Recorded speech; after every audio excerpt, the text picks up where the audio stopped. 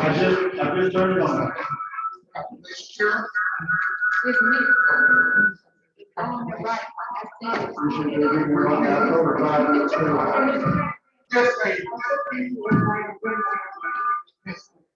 Oh, yeah. That's what I was talking about. So what I do is just, well, you just leave it on mute, or just mute yourself, and then, I mean, every.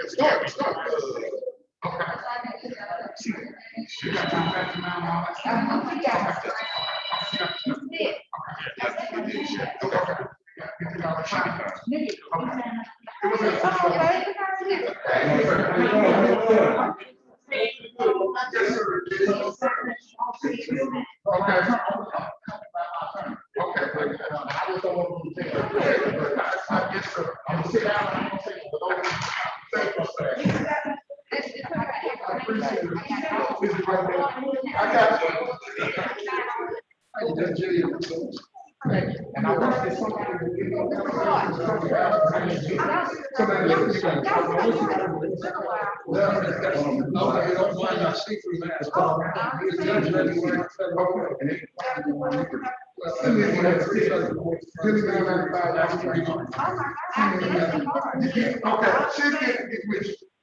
Okay, nice to see you.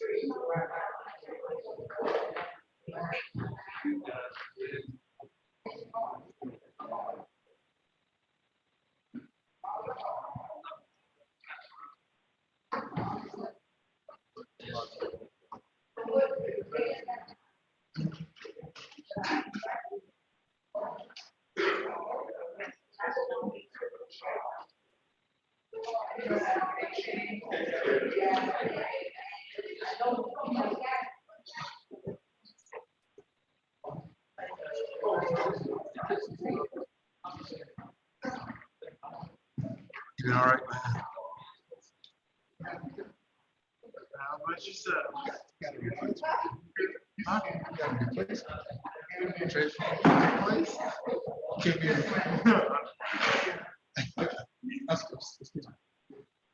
There's a new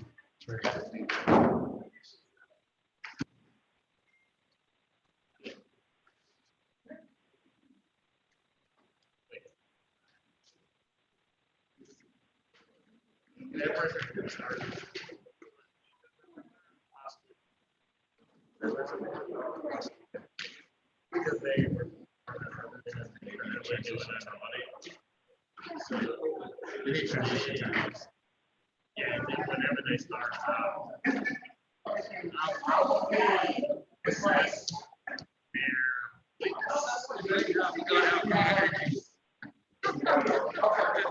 you can say to me, well, not only are you redheaded, also, but you don't have much.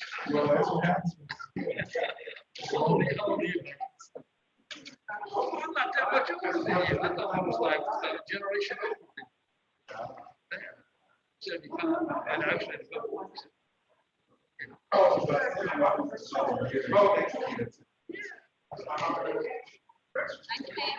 right.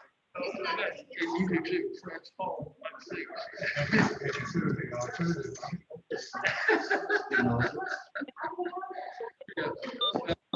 Thank you. Yeah, I got my shots with me. And I want to speak the word down on their back. Sure. That's the guy, Joe.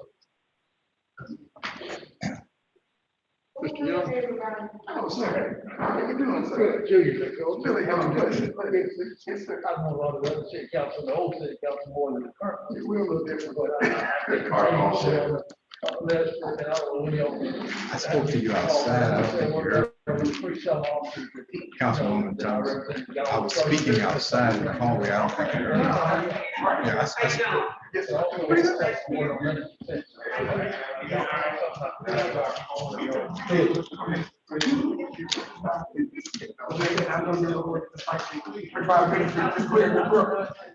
You can do it. You are good.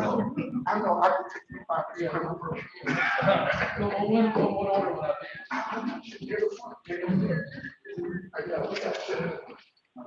Who is this?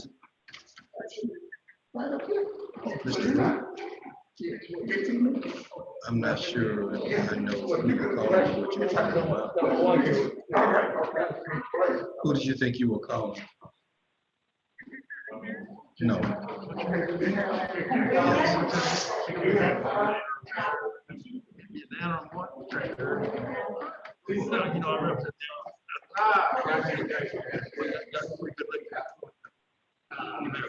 Yes.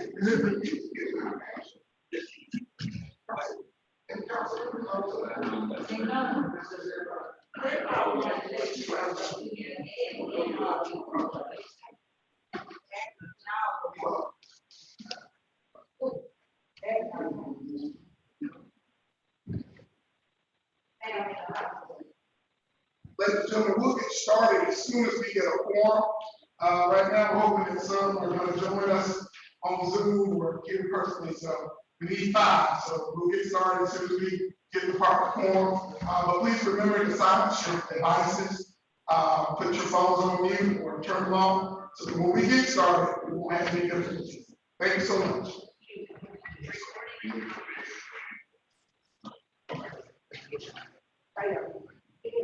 Mr. President, Yes, sir. I'm on Zoom, Councilman Randolph. Hey, Councilman. Okay, great. We got 4. We need 1 more. Okay. Thank you, Councilman Randolph. Hey, Council President Young, Councilman Johnson on Zoom as well. All right, I think we are good. And I see Councilwoman James and Councilman Harden entering the building.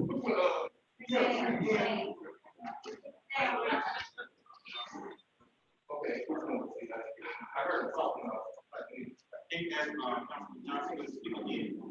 Councilman Johnson, can you speak again?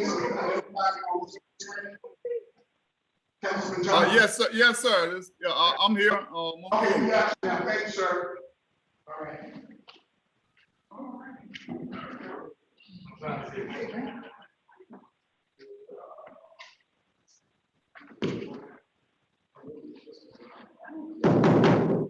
Good evening. This meeting of the Selma City Council is hereby called to order. At this time, we're going to ask Councilman Harvey, please offer us a word of invocation for the evening. Councilman Harvey. Thank you, Mr. Honorable, sir. Thank you for your mercy and grace. Thank you that you are patient. Thank you that you're full of goodness. Tell us that you lack wisdom and ask that you're generous. We come before you tonight, dear Lord, just asking for discernment and wisdom. I pray that you would help us to make good decisions, be good stewards of the city. Amen. Thank you. Let's all rise for the pledge of allegiance. I pledge allegiance to the flag of the United States of America and to the republic for which it stands, one nation, under God, indivisible, with liberty and justice for all. Thank you, everyone. You may be seated.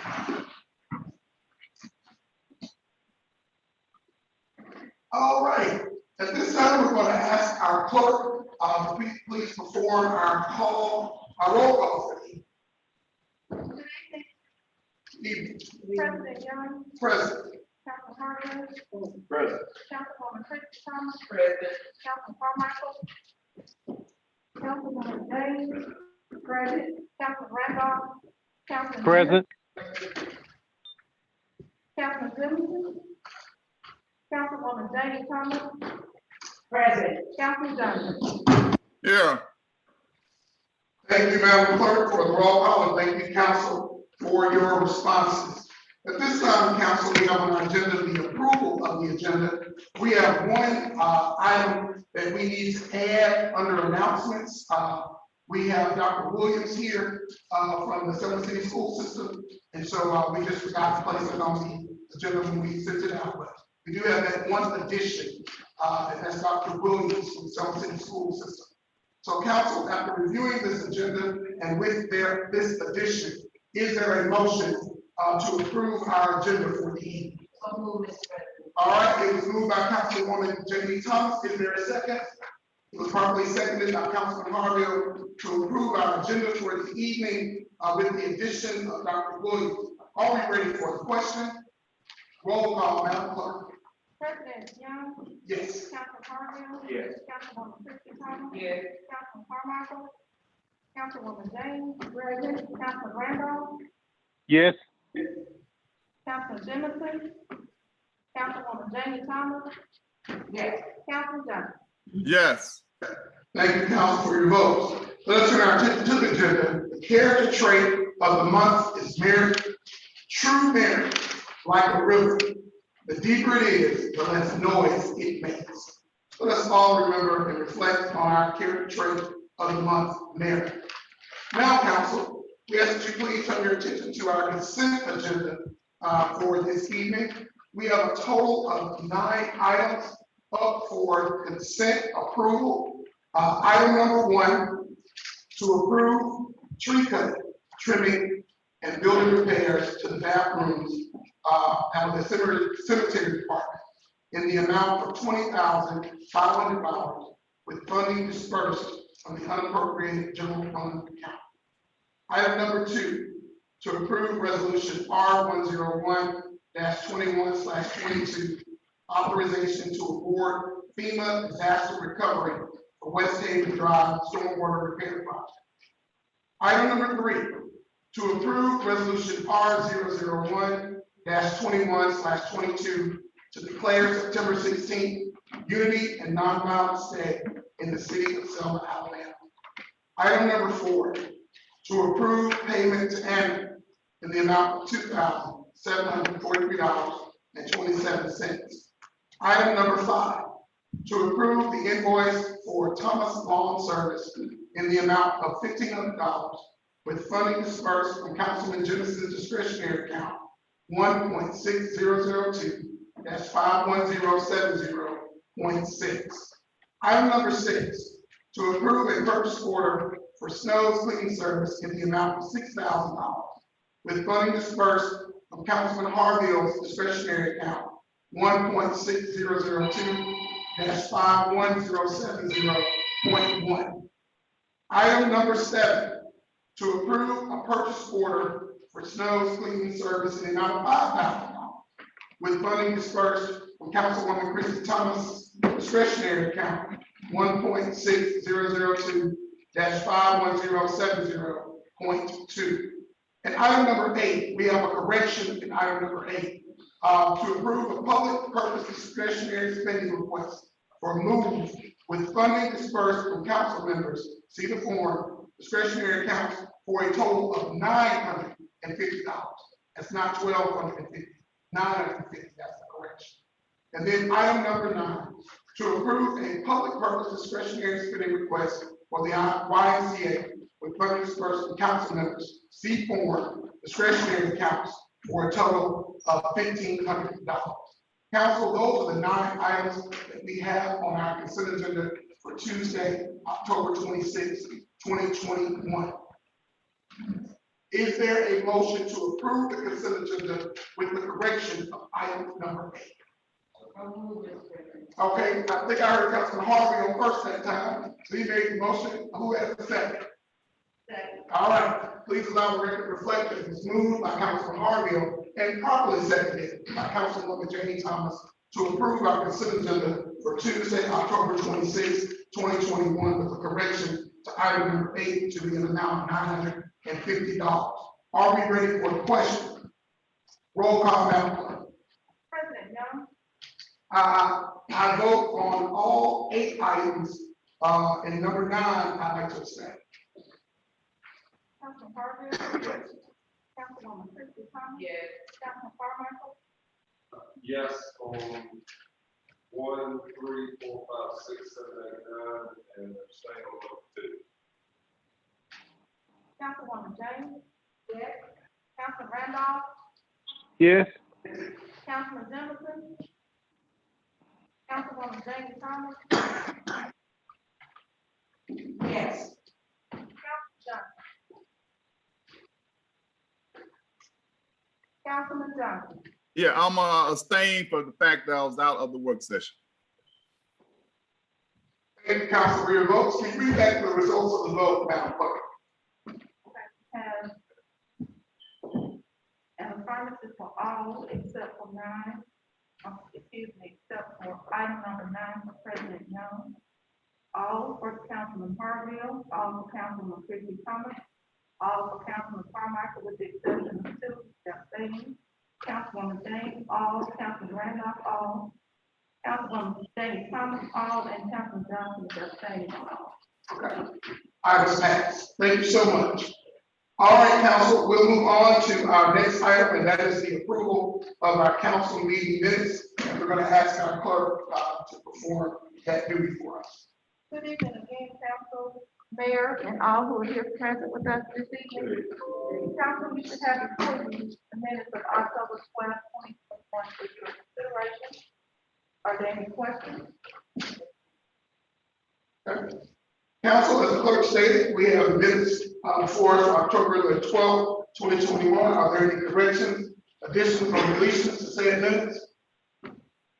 Hearing none, is there a motion to approve our minutes for October 12th, 2021?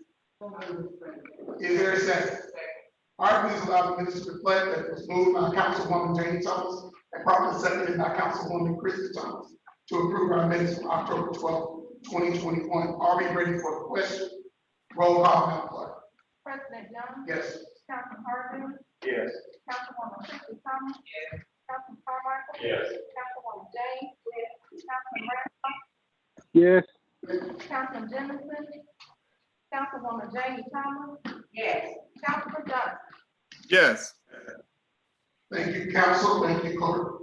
Now we'll move on to our announcements. And as stated earlier, we did have an agenda item we added for our announcements, and that's our superintendent of education for the Selma City Schools, who I just saw. Dr. Williams. Good evening, Dr. Williams. Good evening.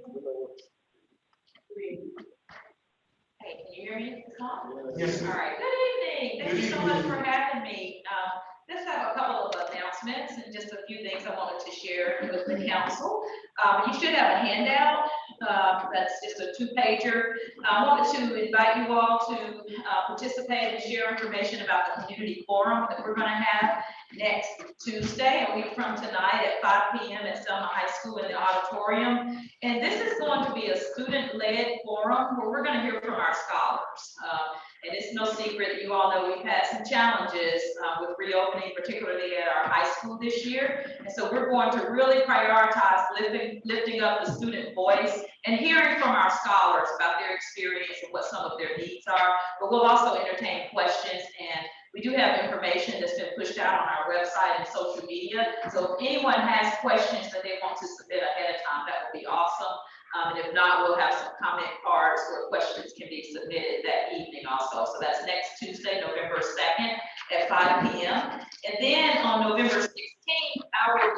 our State of the Schools address. This is the third annual State of the Schools address.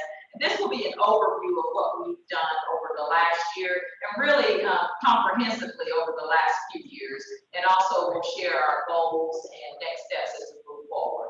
Another part of that will be looking at our new strategic plan. Our board meeting is on November 9th, which is 2 weeks from today. And at that board meeting, I will be recommending approval of the relaunch of our strategic plan. And I appreciate all the citizens who may have shared information about the strategic plan. We did have a forum about a month or so ago that did seek comments from the public about the strategic plan. We appreciate the feedback that we received. So on November 16th, we will be having the State of the Schools address, where we'll also share the direction that's included in our strategic plan. So just want to thank you all for your service and appreciate the partnerships that we have with you all, and look forward to seeing you at our events. I visited you, so y'all come visit me too, okay?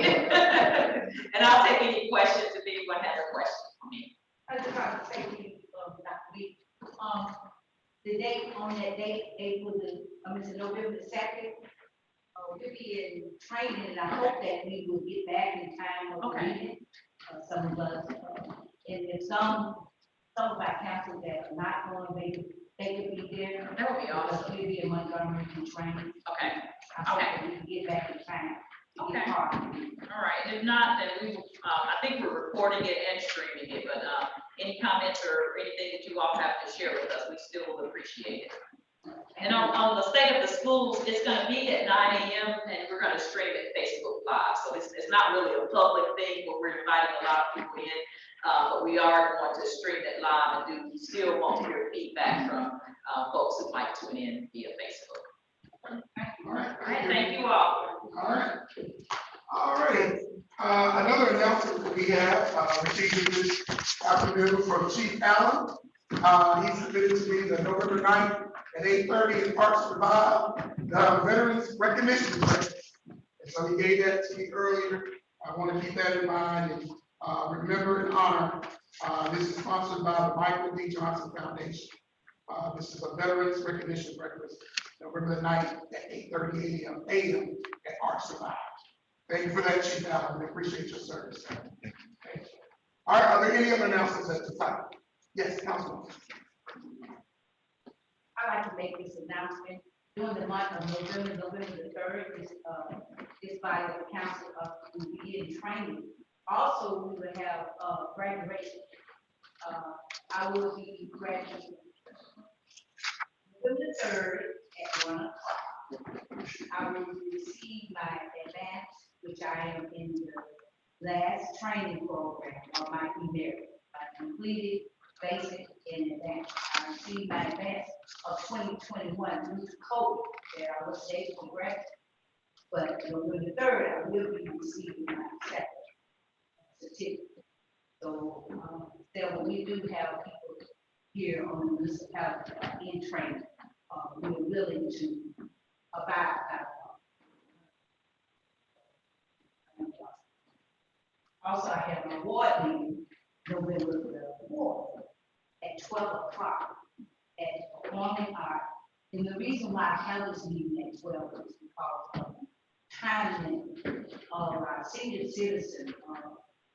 Get dark in the evening, and more elders want to come out and they want to get involved and hear what the future for Lord Selma and what we're talking about public safety, all the issues that the work orders and things that we have put in place. Also, we will have Mr. Mark Leasley has a program where he has already started in our ward, going out, talking to the citizens. And so far, people, they like it, and they get a chance to have a voice to hear some of the things that he's bringing in interest in our community. It is all about working together, uniting together. And this is what we are trying to do to hear citizen voice. This is our first board meeting of this year of 2021. Thank you so much, Councilwoman Thomas. And I hope to be at your graduation on November the 3rd. And life is short, but when you have something to celebrate, let's celebrate. Let's congratulate them. I think all the groupies can attest that as soon as we got on council, the first thing Councilwoman Thomas said, she didn't say congratulations, she said, go get you some training. So you are an example of your own words, Councilwoman Thomas, and we're very proud. All right, are there any other announcements at this time? Yes, Councilwoman James. Good afternoon, everyone. Good evening, I haven't been here for a minute, so I haven't. On next Thursday at 9 o'clock, we're gonna have donuts for dads at Selma High School. I know everybody has seen a lot of the videos on dads on duty. You know, all you gotta do is give it to me and I'm gonna run with it. So we are planning to have dads on duty at Selma High. We're gonna start off with donuts for dads on next Thursday at 9 o'clock. You don't have to be a father of that student at Selma High. All of us. Our parents are students, so it takes a village to get our kids where they need to be. So if you are interested in volunteering with us, please come to Donuts for Dad on next Thursday at 9 o'clock at Selma High School in the Media Center. Thank you so much. Thank you. Are there any other announcements by the council members? Hearing none, let's keep all our announcements in mind and act accordingly. Hey, Mr. President. Yes, sir, Councilman Johnson. Yeah, I want to take a minute just to take time and thank some wonderful people that took time to come in Ward 8 over the weekend and all through the week, and still out there at this moment doing a lot of volunteer work. First of all, I want to thank Public Works Director Henry Hicks and his crew for out there doing a lot of good work for what they're able to do with the workers they got. I really want to thank the workers, the city workers, for what they're doing. Also, I want to thank Ms. Hawatha McGee, Clean Selma, along with Bama Boys, Bernard Bennett and their crew, for which they out there. They might have left now, but they still is out there cleaning up and doing a lot of volunteer work. We really want to appreciate them and thank them for what they're doing. And also, I want to thank LaMarcus Snow for coming out along with the class of 98. They came out and they came out in numbers. I think We Baby and Archie Strong was part of that class. I can't name them all. I just want to take time and thank all of them citizens for coming out and giving back to the city of Selma, and especially Ward 8. It means a lot to the citizens. I want to thank the citizens. They even came out and participated in cleaning up out there. So that was a big factor that I really enjoy seeing. But anyway, I just want to take time and thank everybody to participate in this big cleanup this weekend. Ward 8 is really coming up. And again, I want to say thank you. And thank you, Mr. President, for letting me allow me have my announcement. Thank you. Thank you, Councilman Johnson. All right, thank you, Council. Let's all remember those announcements. And now we'll move on to our citizens' concerns. And we're just going to remind our citizens we have 3 to 5 minutes. We have 3 to 5 minutes to present. We have a lot of business to cover tonight, so guys, everybody, please stick to the time. And our first concern is coming from Mr. Clyde Richardson. Mr. Clyde Richardson.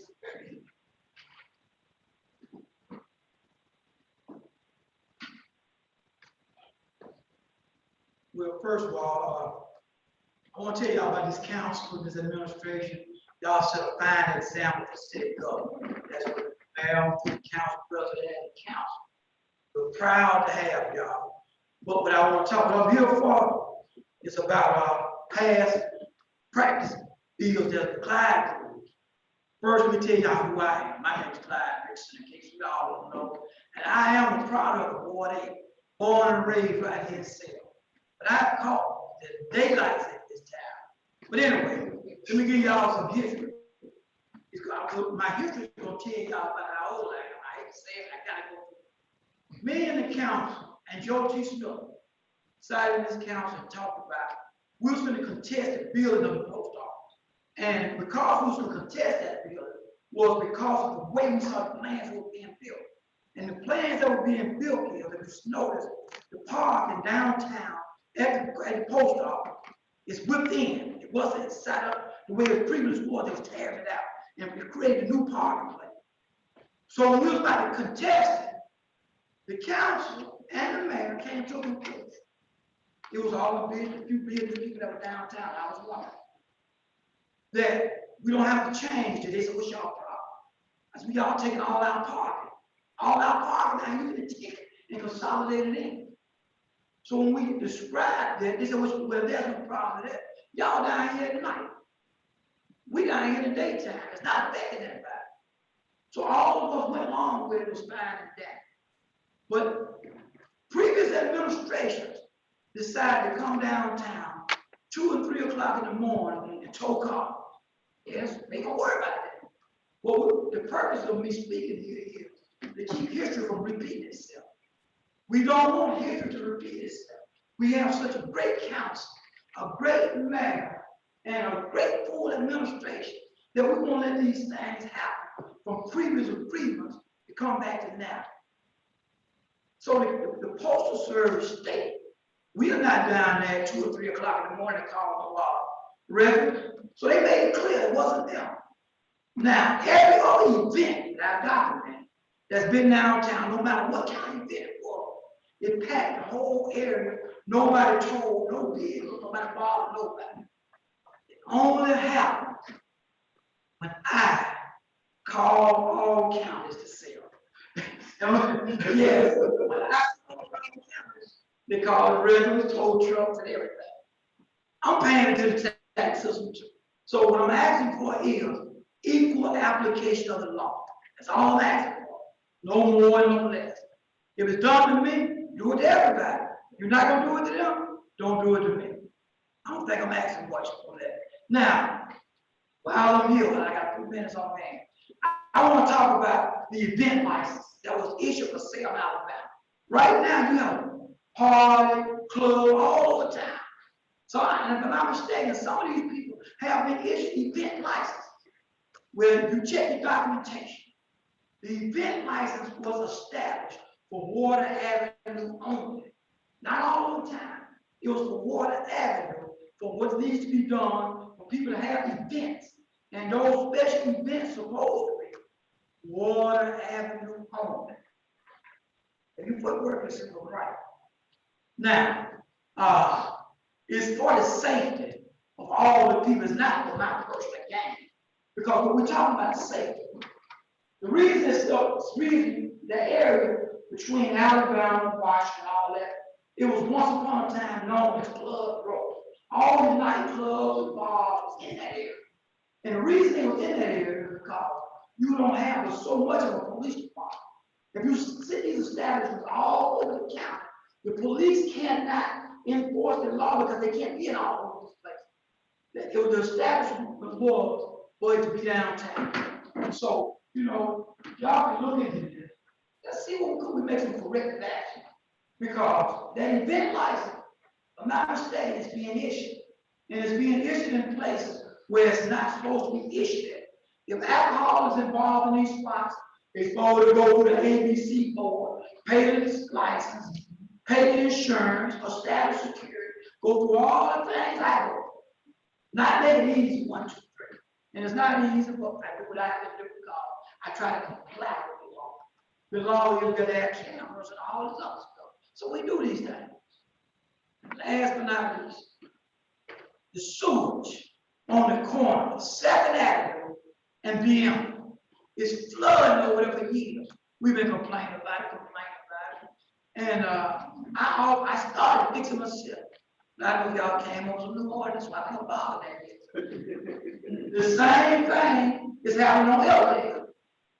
Center Street, that high up in the city, they're flooding now. We got houses over there that I own quite a few of myself on that street that have been flooded out. We have put floors in, we take them out, put floors in, take them out, put them in. The water is channeling down that one street and going up in all the houses. So, previous administrations turned their head to it. But this great administration we have now, I know they're not. So, that's what I came to tell y'all, and I'm very pleased with y'all. Keep up the good work. If there's any questions, please. Any questions, Council? All right. Thank you, sir, for bringing it to our attention.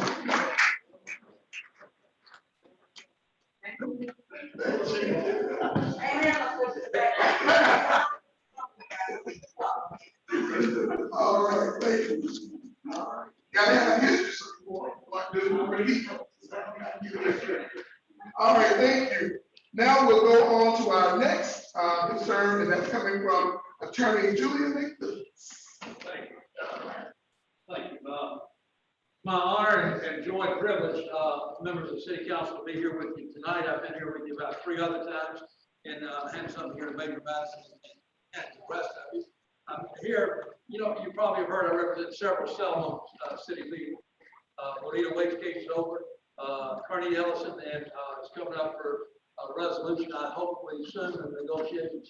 Also, the thing with Tony Stevens, the former fire chief, coming up soon. I'm here to talk to you tonight about 4 Selma police officers, particularly the first 3 in the handout. You may have seen, and I trust you all read the Selma Times Journal regularly, the weekend edition, the first weekend of October, printed a letter from me under picture in which it calls on Attorney General Marshall to apologize to the Selma city officers who were so brutally tortured, really, by the Attorney General.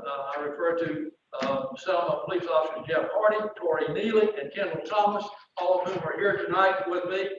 The Attorney General should really be embarrassed that on August 13, 2021, on the eve of their vindication by these 3 officers, on a case they were certain to win, a trial they were certain to win, he ups and dismisses all charges against the officers. And so I'm calling not only for an apology, but I'm calling for a resolution. I think it would make news statewide if you, the city council, would pass a resolution calling upon the Attorney General, Steve Marshall, to apologize not only to these 3 police officers, but to the whole city of Selma, because it hurt the whole city of Selma. Kept 3 great officers from being on the street, solving crimes. They were 3 of the best investigators you ever had, and kept them from being present in some cases where they were needed to testify.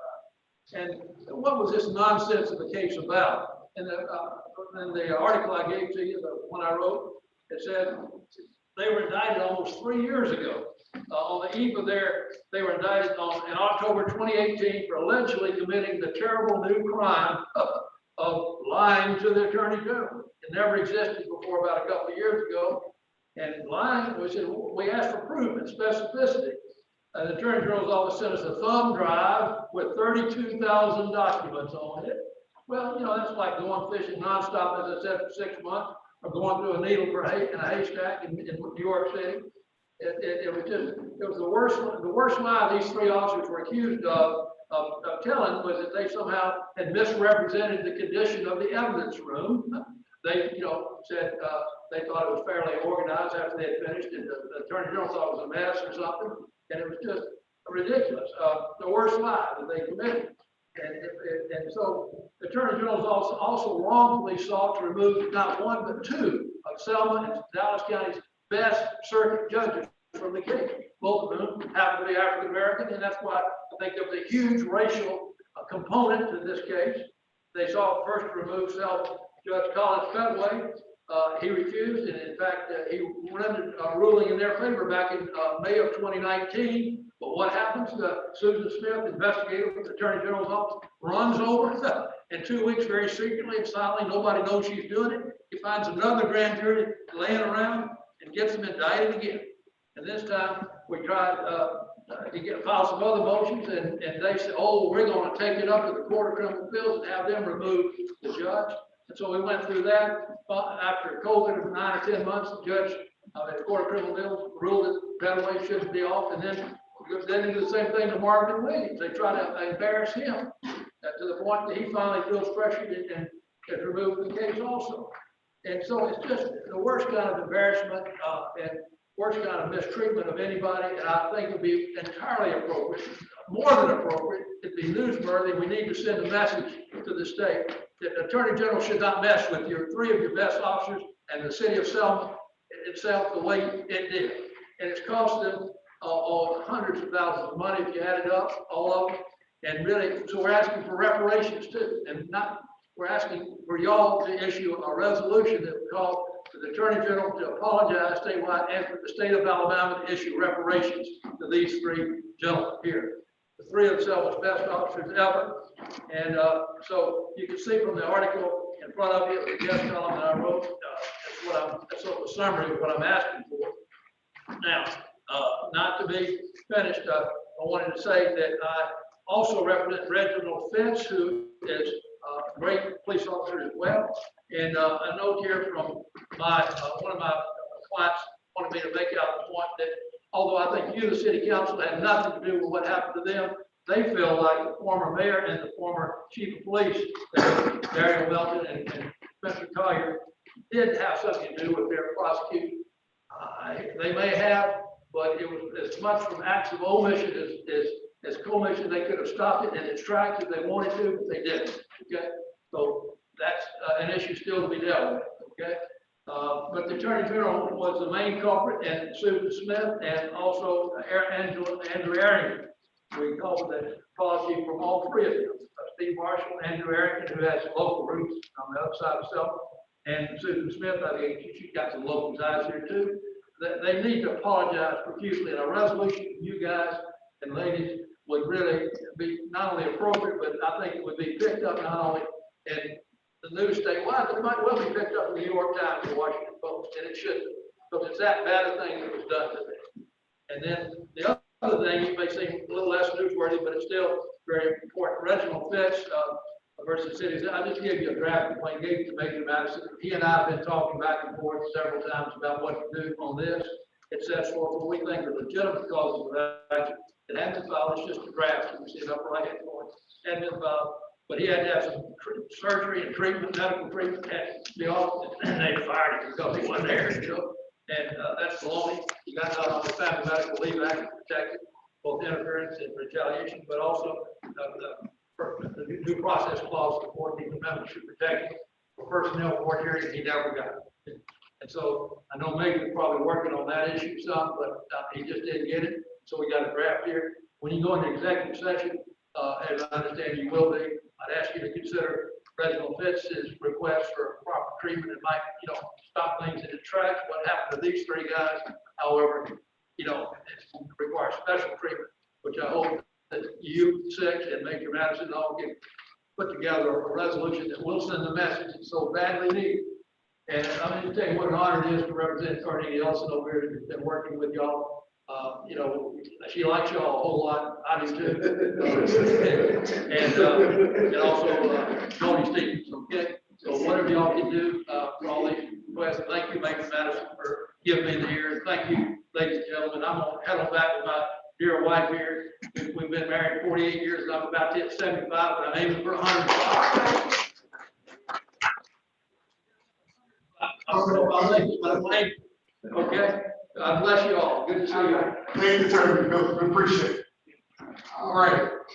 All right, council, let's move on at this time to our next item on our agenda. We have the mayor's report and attorney's report.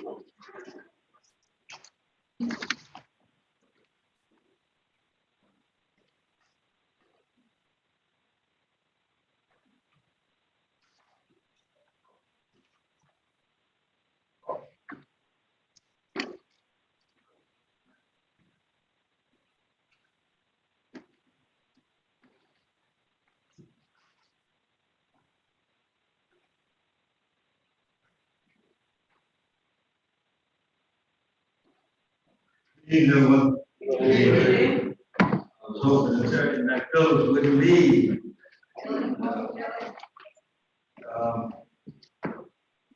You're hoping I wouldn't leave? I was hoping you wouldn't leave. I get a chance to speak to you. Yeah, well, Mayor and I were Africa together in 2005 and got to know each other better. So, good to see you. It's good to see you. You know I can't speak to legal matters. True. This evening, you understand that, but I don't know what you have to say. just know I'm paying attention. Oh, well, I'll sit back here and so. Absolutely, Mr. McPhillips, good to see you as well. We go back a long way. Yeah, we knew each other before Africa. That's right, we did, that's right. Want to just acknowledge the superintendent here. Good to see you, Dr. Williams. The first item that was on my agenda has been removed at the request of the school board, and that was a request to utilize the Burger School building. That request has been canceled by the school board, and so there'll be no, unless there's a need for it, no other discussion relating to that.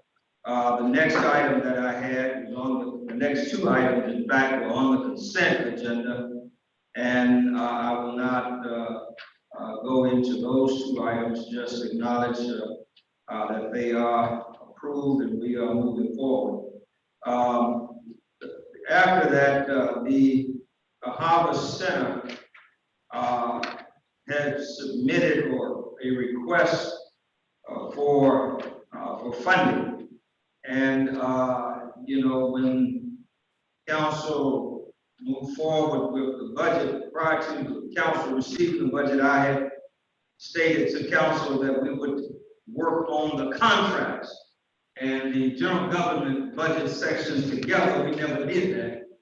We never had an opportunity to do that. And so those items never really got debated or discussed. So I'm not sure how you want to approach that. I did put Ms. Carrie Bearden's request for $27,000 for the Harbor Center in the agenda for your consideration. Since you're just seeing it, I suspect you're going to want to discuss it and get a chance to talk through it before you take action on it. And so I don't expect any action this evening on that. Just wanted to bring it to your attention and make sure that you're aware. And that's not the only one request. Some have been verbal. I think I've gotten another one in the office and check from agencies who have been requesting funding. And we just need to make some decisions about it. The Auburn GED personnel rules and manual. You did hear from them. Council want to get your thoughts on moving forward with their draft contract for a program of work, personnel project in Selma, Alabama, development of the personnel policy and procedure manual, FY 2022. Just a little history. Currently, the city is operating from the 2015 manual. I'm not sure exactly how much that one costs, but in 2020, the city paid for another manual at a tune of about $10,000. It's never been adopted, and so we have two manuals. And then, in addition to that, we got Auburn GDI to prepare the job descriptions of which you received on electronic format, along with the proposed pay plan that we requested they do under contract. And so it only makes sense for them now to continue so that we can synchronize and make sure that our policy manual is synchronized with the work that we commissioned them to do with the job descriptions and the pay plan. And so I want to have some discussion about this evening. Where is the council? What are your thoughts on moving forward with this? Because this is really important. We need to move forward with this issue. The cost on there, when I'm looking at it, it says the total cost of this project is $16,256.08. That is exactly what is in the document. Yes, sir. And it breaks up the payments in 4 payments in the amount of $4,064.02. All right, council, you've heard from the mayor concerning Auburn GEDI study and how they want to now do to finish our manual and review of it. And you also are aware the cost is $16,256.08, with that to be paid in 4 payments. Are we ready for some discussion? Councilwoman James Thomas. My first discussion is what the mayor said. We have 2 personnel manuals. one manual was done in 2015, we were, it had been about, 2020. That manual has never been put in place, and, I listened to the Auburn gentleman talking about to compare the two manuals of what is not in place according to what the guidelines should be done, for the guide for the municipality the person had. And there were, I know there were two things, three things that were put in the 2020 manual. There were, place where we had the holiday coming, that was put in there. Also, you know, disaster came in with COVID. We had to put that in there. That was put in the 2020. Also, we had something put in dealing with the, we was having an issue with the, I think it was with the FMLA or the fire department, who something was going on with the way that, according to when the hours of when they go on leave. Those are the three things that I, as prior council person that was here at the time, those things. But my thing is about, is my concern here, that we spent $10,000 to do this personnel. And my thing is, I know the new council came on, where we have a man that is put in place, has never been used. And I'm speaking for me as a council, that I believe in using citizen taxpayer money fair and what needs to be done to operate the government. But I would recommend, my recommendation is that they laid out what it costs. And my recommendation would be for the council make that decision.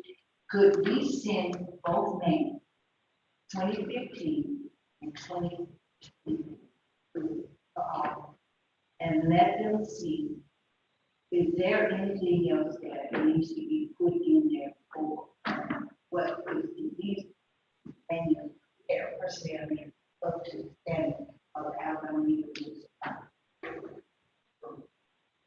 Anybody else want to add? Go ahead, Councilman Carmichael. Yeah. I'm kind of a little bit of funny mindset. The developing a new personnel policies and procedures manual versus reviewing what we've got, adding and taking away. And I mean, they may not just review it, you know, so I mean, I understand that if there's an issue there with just reviewing, read through it, and add that way, but I mean, I'm not real sure, but just trying to think, because when we had initially discussed it, it was kind of like what we got made, and this is going to end up costing more.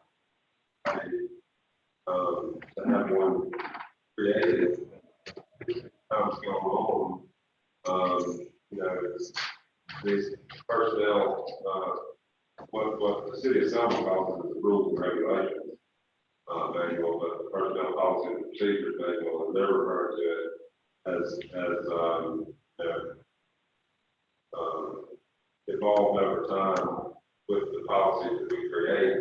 But I'm just wondering if we can have a review before we develop a new one, or that is it, we have to do it open.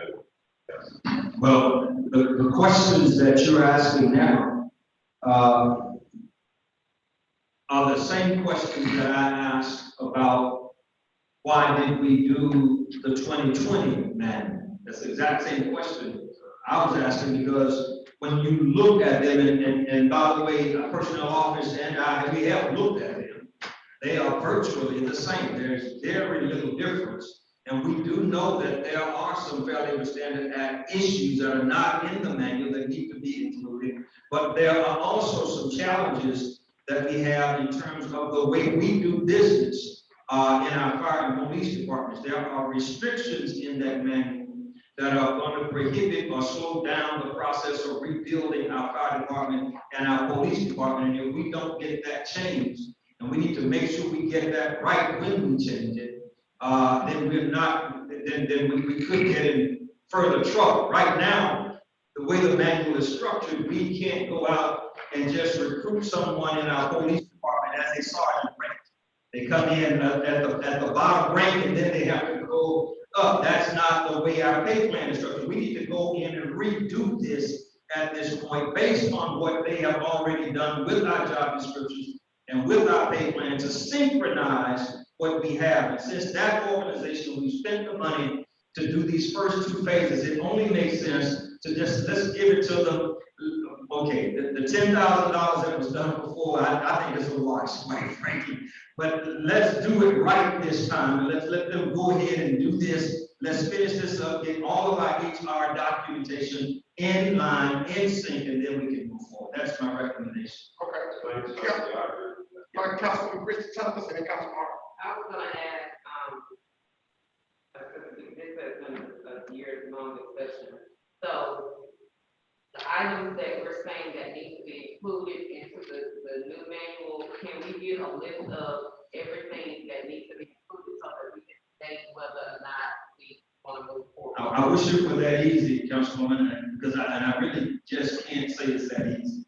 We really do need folks who understand that law, understand all the components of it. We don't, so we need to really just let them do it. I think that's, sometimes this is one of these issues that I think is just more technical than I think we need to rely on councils. That's my response. Councilman Hart. Who did the review in 2020? Yes, it was the lady from, to have it in our system, we had asked, Secure to look that up, the name. We had asked, it wasn't present, but it was sent to, the question was to ask you to go back and the price that we paid, for the manual be done, the personnel manual, and the company, the lady that did the, you were supposed to get that information, we expected to, You requested who to do that? BMS to look at the system. The last meeting we did was brought to our people that requested that security to go back and pull up the last payment for the personnel manual back in 2020. And it's not that important a question. I was just kind of wondering who did it. But excuse me, but that is important. If the mayor comes before his citizen and he says that we need to do another manual, and you, as the chairperson, you just said that who did the manual, and we need to know the company that did pay. This money was paid out of general fund for the personnel. It wasn't a company, it was an independent contractor. It was an independent contractor. And I think it was an ED or PhD, I believe EDD, independent contractor. Well, see, it was, I mean, it was a consultant, and a lot, when I began talking with Auburn DVI, that person, prior to me showing them who that person was, that night. Okay, so that answers it. That was the purpose of my question. Sounds like you're wasting $10,000. I was trying to avoid going down that road, but hey, it is what it is. I think it's a wash. We just need to. $16,000 is 40 hours at $400 an hour. We pay somebody to review it. All right, council, we talked about this enough, I think, and I think we can take an action on it. I just want to add, I'm in agreement with the mayor's recommendation, because while it is $16,000, and that's a lot of money, but if you think about the possibility of not having litigation worth millions, 16,000 worth. And so I'm in agreement with it. I would like for us, once Aubrey presents us with whatever their findings are, it would be great for them to show us the changes from the previous manual. So we can, and I think will help us in our decision making to make sure that our personnel decisions have been lawful. And so I think that we can ask Auburn, when they present us with their findings, they show us exactly what changes they made from these manuals in their new document. I think, Mr. President, an accurate and effective presentation of a new manual or revised manual or reviewed manual would have to tell you what changes were made for legal and practical purposes. You would want to know whether or not there has been a slew, and I think Councilwoman Thomas mentioned some of this, but there have been a slew of changes to personnel laws. And while personnel handbooks are not contracts, you and I both know, everybody here knows, they become the source of much litigation. Right. And every time the Alabama legislature meets, we have a possibility of employment law changes in Alabama. So every time they go into session, it's possible at the end of that session, there will be changes. But not to further any more discussion on this matter, Council, is there a motion to accept Mayor Perkins' recommendation that we go ahead with Auburn GEI? I think we need to, accepting the recommendation as if we can get, like you just mentioned, what is it going to take? What are the changes going to be? And we need to get that part first before we make a decision to go. I don't think you're gonna get that until it. I don't think you can get that. I don't want to spend $16,000. Can we get added to this scope of work that they will do a presentation? I know the last scope of work that we had, they did agree to present it to the council. That's how we got here last time. Why don't we do something, we vote to accept the mayor's recommendation, enter into contract, let the attorney work the contract, and then we vote on the contract, we brings it up, brings it back, and you can have whatever language from there, whoever wants it.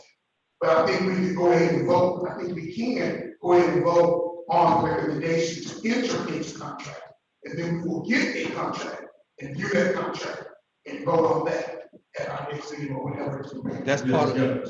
Okay. With that said, Council, is there a motion to approve the recommendation of the mayor that we enter into contract with Auburn for the purposes of the new personnel? Is there a second? All right, it's been moved and properly seconded that we enter into contract with Auburn GEI for the purposes of creating a new personnel manual and for that contract to come back for us to vote on at a subsequent meeting. Are we ready for the question? Roll call, Madam Clerk. President Young? Yes. Councilman Harville? Yes. Councilwoman Christie Thomas? Yes. Councilman Carmichael? Yes. Councilwoman James? Yes. Councilman Randolph? Yes. Councilman Jennings? Councilwoman Jamie Thomas? Yes. Councilman Johnson? Yes. Thank you, Council. The next item, council, we have paid for GEI job descriptions and pay plan deliverables. We have received them, they have presented them to us, asking council to adopt so that we can move forward with implementation. Council, is there any discussion regarding item number 6 on the mayor's report, Auburn GEI job descriptions and pay plan deliverables? Yeah, I think we need to see I the do. pay plan. That's what I was just finna say. Okay. I can't vote on the test. Yeah, definitely. I think they talked about, helping implement it, and I think we need to see how it's gonna affect our budget before we move forward with the plan. Because didn't we need, I'm sorry, go ahead. No, the council can vote to accept the deliverables. And your vote does not necessarily mean you're gonna implement it immediately. We can vote to accept the deliverable with the intent of implementation at some other date. And so what I'm just simply saying, let's at least move the needle so that we can begin the process of figuring out what we need to do to implement. There's no need to try to go through all the calculations and all the gyrations of that if we're not going to adopt. Go ahead, Councilwoman Thomas.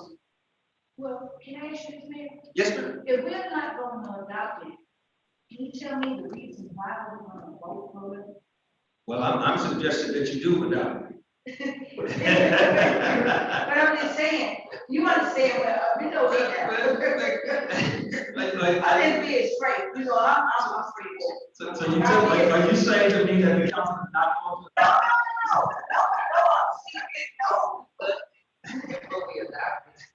You know, I'm just saying, you told us to go ahead and vote, it doesn't mean that we're gonna adopt it, but we can vote tonight, you said we can vote tonight. You can, but and a vote to adopt does not mean a vote to implement. That's all I'm saying. Okay, council and mayor, we're doing good, we're working together, we're working together. May I offer just a suggestion? Since we had work session, and I don't think we really discussed this a whole lot at work session, and I think that would give, I'm listening to council, and I think that they want to have an opportunity to digest this just a little bit more. Can we put this on work session next week and then bring it back for a vote next Tuesday? Absolutely. Okay. Absolutely. And I think that would be, I mean, not next week, but work session is next week, right? Next Thursday. And then we'll have a council meeting following that work session. 2 weeks. And we can vote for 2 weeks, we should really be. But this gives us a chance, I think, for everybody to digest it. And then it goes with what we're trying to do is, stuff we talk about at work session, we vote on it Tuesday. And then those items that we haven't, we take back at work session. So can we do that, everybody?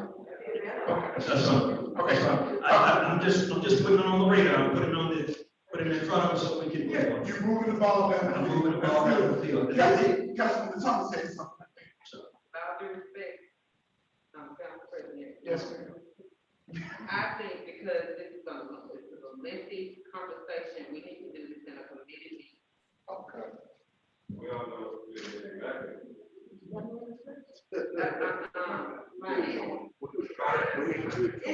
Can you get a committee meeting, can y'all get a committee meeting together next week? It's gonna be, it's gonna take us a whole. Yes, ma'am. I defer to our chairs. So chairs, y'all get together and we'll get this ball. Okay? All right, thank y'all. Let me suggest to you that you coordinate a meeting between Nelson and Ms. Taylor so that we can time this so that we. Everybody, okay, very good. Thank y'all.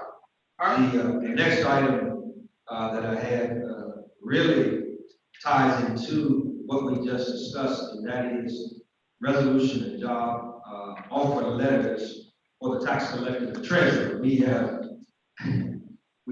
received a recommendation from the interview committee. The council has voted on those recommendations. Unfortunately, when the jobs were posted, there was no salary range in the posting. And so at this point, we now need to go back and deal with the finance piece so that we can actually make an offer to the candidates. So at this point, this is a different kind of conversation that needs to take place, but we really do need to do this urgently. This is really it. Councilwoman Thomas, then Councilman Carmichael. No, I'm not gonna say what they just, I'm gonna say something. But you're waiting. Okay. Councilman Carmichael. When it comes to salaries, can we get HR, finance department to come up with where these positions would be in our pay plan and great, the great level that they have in so, and make that recommendation. Well, so that we can go ahead and move these positions up to where they need to be. This is where the sequencing of my agenda is important because I wanted to talk about pay plan. Because I think first off, I think that the interview committee did an excellent job. I think they picked the most qualified candidates. And I think in the process of doing that, they picked the most expensive. Right. And we got to pay these folks in order to get them. And so I do know that the Auburn's plan, when we look at the mid-range for these jobs that we have here, we would be in the range, I think, of a reasonable offer, but I'm not prepared to stand here and talk numbers with you this evening in this public forum. I think there really needs to be a conversation between you, President Young, and myself, so that you can coordinate with the council and we can get this done this week, because we really do need to give these candidates an offer.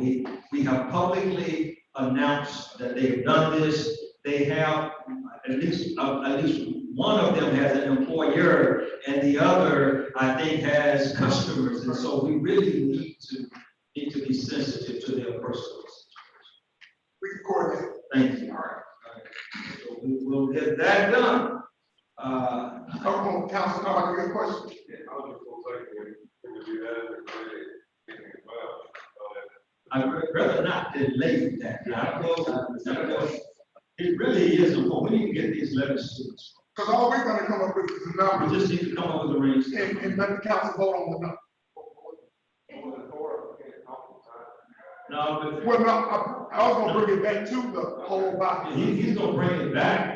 That was the intent, to have a conversation so that you can actually bring it back to the body. But, and hopefully, this is a situation where we can ratify, affirm, and fix, or hold on after we get the letters out, but we do need to do this. And we're taking into consideration some of the numbers already presented to us in that Auburn plan. Absolutely, absolutely. So if you gotta look at that Auburn plan, you'll kind of know the range that we're dealing with.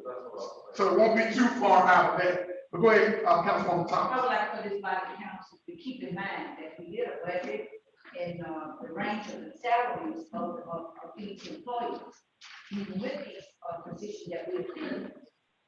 We did not, at the time, we did not put that range salary in there.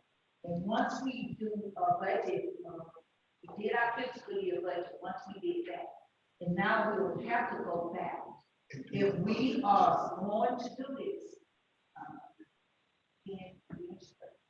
if we're going to do this, and we're going to go back, to the new high employees, and we're gonna set a range salary for these new incoming employees. We must remember that we have other people that are there in that budget, not speed the salary. So we did our budget, but we have to think in mind and always be careful how we set these salaries, because our budget has already been done. We base it on the fiscal year of income that we got. Yes, ma'am. So I have to say, as me, as a person that sits here, it's done the whole time of the budget. And you forgot that you're a labor person. Oh, okay. Because you always said you're a labor person. So we're gonna look at I that. just want us to do the right thing. Yes, ma'am. And we'll look at that and we'll bring back a number for the council to approve, and that'll be approved as a budget adjustment. That's how it'll be for both of those positions. And we'll do it fair. All right, thank you. We'll move on to the next item, if that's okay. Yes, sir. All right. These are, the next two items are items that I think, we're just gonna have to handle out. This is the sausage making portion of the company. In the work session, it was mentioned, about the possibility of entering a contract with code enforcement. I want to go on record indicating that I am adamantly opposed to that. It would create some real challenges for the administratively, and I am asking the council to not. That is a problem. We can discuss it later. Council, talk to. It was not divided with council. I am a representative for Ward 7. I brought the recommendation because of the issues that I had in Ward 7, in District 7. Not this body of council. Councilwoman Thomas brought this because there are some things that, and you've been the mayor, you have heard me several times, talk about the issues and problems that I've had in my ward. You cannot have people that work here as an employee to not work all the wards. And when I fill out a work order and keep filling out the same work order, but the same issues that I am having, and my reason why, because let me tell you something else. I represent Ward 7, and I truly represent. when things are, public safety, cleanliness is very important. And when we, I ride that street, I ride over 78, I'm out there every day. And I see a lot of things that I've been putting work order in action. When my citizens and senior citizens, and when people get to be big by dogs and other things, and me as a representative of legislative branch coming forward, I put my work order in. And I'm not seeing it get done, and it keeps being a problem in our history. And I can guarantee that Ward 7, that where I'm having this problem, those people will back me up. They will back me up, and I am constantly talking about this and constantly putting in work order. But there's something wrong somewhere, man. And the reason why I asked for me, I asked for this because Sewell has a relationship in the public. Sewell has a relationship with people of getting things done. Sewell has a relationship of bringing it back, getting results. That is the reason why I asked. And me as a legislative branch, if I choose to get someone in there to help our community, I can do that. I can do that much. Because I need things taken care of in Ward 7. I don't even know if that last time we didn't have a two. You had an April certified alternate, you have another person that is not certified. That is not certified. And my thing is serving the people. And that's what I do at Ward 7. I serve the people. But my citizens give me complaints, and I guarantee you, I got more work on than anybody and more complaints. That is my job, to serve the people. When they call me, and I go out there and I see what they're talking about, my job is to build that work order out and turn it over to day-to-day operation. That the rest of it getting done is not my place. But when I see that we're not getting what we need in Ward 7, as a representative of Ward 7, I'm gonna do what I gotta do for Ward 7 to take care of public safety and for cleanliness and for wild animals like people. And when they come to me and say, Councilwoman Thomas, you need to do something, I'm gonna try all what I can to help those people in Ward 7. Okay, That's my thank you, Councilwoman. Councilwoman Thomas. I too represent Ward 7. In fact, the reason Ward 7 voted for me was because of the condition Ward 7 was in when I got elected. So it's not like the situation that you are describing just happened. And it's not like the situation that you are describing. The code enforcement office, I want you to remember this. It was under the previous administration that the code enforcement office was dismantled. When this administration started, there was no code enforcement office. And when the council, when you hired individuals to do that, no question, they did an excellent job. They chose to retire. This is not about the person.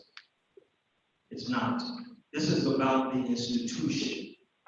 And to contract out, that's like contracting, that's like having a contractor, you hiring a contract police officer that's not reporting to the chief of police. You can't do that. You don't want to do this. This is going to cause all kinds of issues that we just don't need to deal with. So I'm asking Councilwoman, you can make the recommendation. I'm really addressing the council and asking the council to not support it. Well, Mr. Mayor, we take it like this is. My real report said, we elected by the citizens themselves for the mayor and executive of day-to-day operation. I was elected and elected but to serve the citizen of Ward 7. And when we got issues and people calling me and people asking me to put those work orders in, and I stand behind those people in Ward 7. I don't want that. I can be called secretary 30 times who they work for. And when the citizen ain't get served with what they need done, that is my job as legislature. And I'm cool with what I'm saying. Because Okay, thank you. Okay, so that we can, I'm gonna say something, I saw Councilman Carmichael. Councilman Carmichael. Oh, yes, I thought you were You go. yeah, I just would like to try to take, the issues that you're having and whatever other issues there are, we'll come for in public work committee meeting. I mean, we've got a lot of public hearings coming up, and I know that this code enforcement is probably one of those important things, in the city, but, as soon as we get done with this, I promise you, we'll take a code enforcement, public work committee meeting, and we can discuss, you know, how we can better communicate our work orders and how, you know, how things get done. And about the process, we know where things go. We can be patient for 30. Before you go on, Councilman Thomas, before you speak, Councilman Carmichael, you kind of read my mind. And I'm asking this of Councilwoman Thomas and Mayor Perkins. If before we continue to go down this road, and it is sausage being made, not pretty, but we like sausage. So if we can take our time, because we discussed in a previous meeting about the reporting system, we were trying to come up with a method. I remember that we talked about that one night. If before we go down this route of motions or anything else, like Councilor Carmichael said, if we could just put this, discuss it, and try to fix it, whatever it is, and try to fix this so that Councilwoman Thomas can go back to her constituents to show where something was done, and Mayor, you can go to the constituents to show where something's done. I think if we take this up and come up with this reporting system, we're trying to come up with maybe doing it on a computer or something, but I know we discussed this previously, but we didn't make any action. If we have so much that we're trying to accomplish in such a little time, if this could come under public works, I think we can get some positive. I just believe that we can get some positive results. Go ahead, Councilwoman Thomas. I mean, which one? I don't know which one. all I want to say is to close, and, I want to say to we always let, do what we always let it be different branches. My branch does not compare to this. My branch is elected now to people in there to serve the citizens in the ward. And in my duty is when the citizen in ward 7 call you to come out and look at something or put in a work order. That is my duty. Once I put my work order in, it's out for my duty. I don't do day-to-day operation, but I go and serve my constituents. So, citizen of Selma, you have to know when we follow the protocol of what we're supposed to do, the next step is off of our hand. And when you don't get it done, you keep doing it. And then this is what I stand as a person. Yes, sir. So I'm just saying it's here, because I have a voice too, just like the mayor. Yes, He's the mayor of the city. I am elected to make the city for more self, and make all the work. That's what I follow now. We all have the intention of disagreement, but when it's done the proper way, in which I do, stay within the law guidelines. I'm not gonna break the law. Yes, sir. You can bet that. Oh, I know, right? Yes, sir. Okay, Mayor. Well, at the end of the day, I remind all of us that not only you and me and citizens submit work orders every day. A lot of people beyond the council submit work orders. We have to prioritize them. Cannot get them all done in a day or a week. They have to be prioritized. And I will submit to you that each department in municipal government is working. We may not be working as fast as you would like to see it done, but I can assure you that each one is working and they are doing the best they can with what they have. I do agree we must address the automated solutions in our city. That's something that I ran on, that I committed to doing, but it was not something that we could address first year. What we needed to do was stabilize government and get government operating. We've done that. Now, is the machine moving as fast as I would like for it to move? No, but it's moving. And so I just encourage Councilwoman Jamie Thomas to recognize that it ain't where I want it to be, but it ain't where it used to be. And so we're gonna keep going. So now on the personnel appointment, overreach issue, I also heard the conversation by, I think it was Councilwoman Clay Carmichael addressing personnel appointment confirmation. Was the term confirmation? Yeah, I wanted to. Yeah, I wanted to get more clarification on. You don't have to do it tonight, but I just want to acknowledge, based on what I heard, I sensed overreach. I'm not really sure. I go back. I hear you. I go back. What dates on what are you looking at? Okay. But it hasn't changed much. Is it that 1979 ordinance? Is that what that is? No, this is a newer version. I think this is the 90s, but from the 70 version up till now, Okay. it has not changed, but maybe one word, but it means it's the same thing, like that,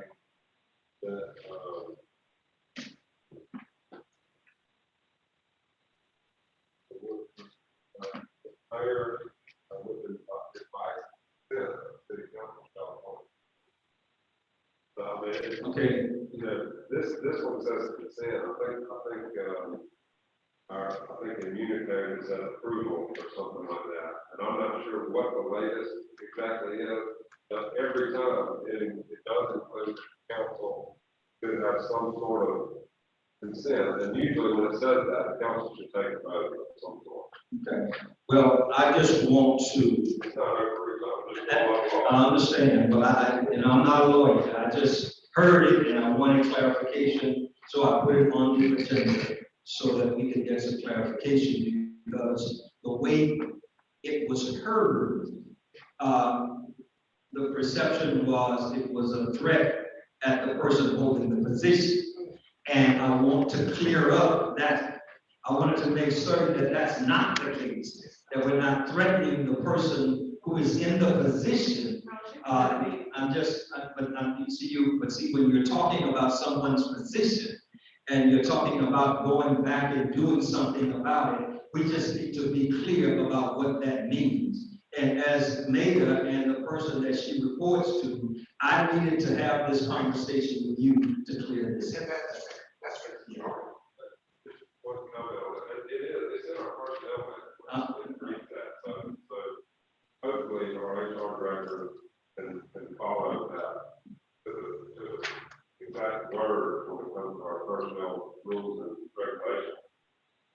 And it states that clearly. So I was just reading our law. I understand. We're moving forward. The COVID-19 ordinance that is in place has a mask mandate. It sunsets at the end of this month. I wanted to acknowledge to the council and the citizens that I have no intentions of asking that it be extended. And so I will add the caveat that I am very concerned about the status of COVID-19. We have been fluctuating up and down. Right now, the trend is down, but we've seen that before. And it seems as though people who are critically ill with COVID-19 Delta variant, they are not faring very well. And so, and you can make that determination by the number of fresh graves you see in our cemetery. So I really encourage us to continue to wear the mask, even though there is no mandate, to continue to do your social distances, protect yourself, particularly during the holiday season. Families tend to get together, and then it would be really unfortunate if Thanksgiving turns into a funeral. So that's my comment on that. Just wanted to make the citizens and the council aware. On the citywide camera solution, we're not finished with the sausage making. We got to deal with all of this stuff. These are loose ends we need to address. I am still concerned. I know something came to me about a week or so ago. It dawned on me. I went back and read a contract from Alabama Power, and what I saw in that contract, I'm hoping that all of you have read both contracts by now. But what I read in their contract is not a sales, and it's not a lease contract. It is a service that is specifically spelled out in their contract. And I think that you know, some really smart people, that service, professional services are exempt from bid requirements. And so if we are sincere and we really want to move on a camera system with a sense of urgency to get this done for the citizens, it can be done right now without having to be. If we choose to do otherwise, to go with anyone other than a professional service company, if we choose to do that, I'm still convinced, and the lawyers gonna have to dive in and deal with it, but I'm still convinced it's gonna have to be bid, it's gonna be a long, protracted process, and we really are gonna be missing opportunities to help do what we need to do with crime. That's. We plan on taking up security cameras in the future, very near future. And so thanks for bringing that to our attention. But I think at our next work session, we plan on trying to address that issue and try to move faster than this story on some resolution. Well, I appreciate that answer. Let me just ask why? Why? How is this so different? You know, and I really am, see, to me, this is not about the companies. It's about the service that we need. It's about whether it's the most functional solution, whether it's the most financial solution, whether it's the most technical solution that we can apply to the city of Selma at this time. That's what this is about with me. And the police chief, IT director, mayor have all indicated this is what we see. And this is our recommendation. And so I really would be interested if some of you, Councilwoman Christie Thomas, why not? Why are we so determined to hold on to a camera solution? And I know what Councilman Carmichael has indicated, that the solution that being proposed is not the height vision technology. I heard him say that. I've not heard the vendors say that, but I heard him say that. That was a different solution, but then I went back and looked at, even though they didn't state a product name, when I went back and just Googled the product description, guess what popped up?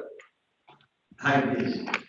And so I'm trying to figure out why is it that they're so determined to move forward with a solution that the technology has been banned by the Department of Defense and has not been deployed or purchased by any citywide solution in the entire state of Alabama. That was at the time of these decisions, that was stated by the company representative when he presented here, when asked about which community, you already asked, what communities is this employed in? And the answer was on Water Avenue, in the landfill in Dallas County. And I'm asking why are we so determined to test this with Selma? I think, first of all, we need to refrain from putting out false information. Number one. Okay, tell me what's false about Well, that? Hold on one second. Mayor, I appreciate, and this council appreciates your advocacy in the position that you bring forward. We do. But you come to the meeting and you present your mayor's report, and we listened to all the other items. A lot of the items you mentioned weren't on the agenda to be discussed. But we were very polite and we worked together and allowed you to discuss others and no objections, we just moved on. I believe we still have other items that we have to handle tonight, including an executive session. And attorney has to get all the way back to Lower Alabama. So I say this, because it wasn't on the agenda, I think it is only proper that you present these queries at a time when the council is prepared. And we're prepared to have a discussion on these types of matters. That's what we have an agenda for, something that we can operate by, a roadmap. And I've noticed that when we get off of that roadmap, that's when we get into areas of confusion. And I think that it's best for us to, stick to what's on the printed agenda for us. I didn't see that on the agenda. I didn't see a discussion about this tonight on the agenda. It's on my agenda. Well, it's not on the one that you sent to us. It's not, no, sir. You didn't get page 8, you didn't get items 8? No, I did not get that. You didn't get the second page of the agenda? It stopped at like 6 or 7. The last couple items you discussed haven't been on the agenda. Council President Young, I can explain. This is Dawn. I didn't know that the second page got jammed in the scanner and I didn't realize it. I just checked it when I was pulling it up and I realized that's what happened. I had no idea. Thank you, Dawn, but hold on. Yes, I just double checked and I realized. Okay, well, hold on. I was not aware that you did not have this page. And so when you said to me that I was discussing things that were not on the agenda, that was surprising to me. Okay, so because I would not do that intentionally, I would not do that.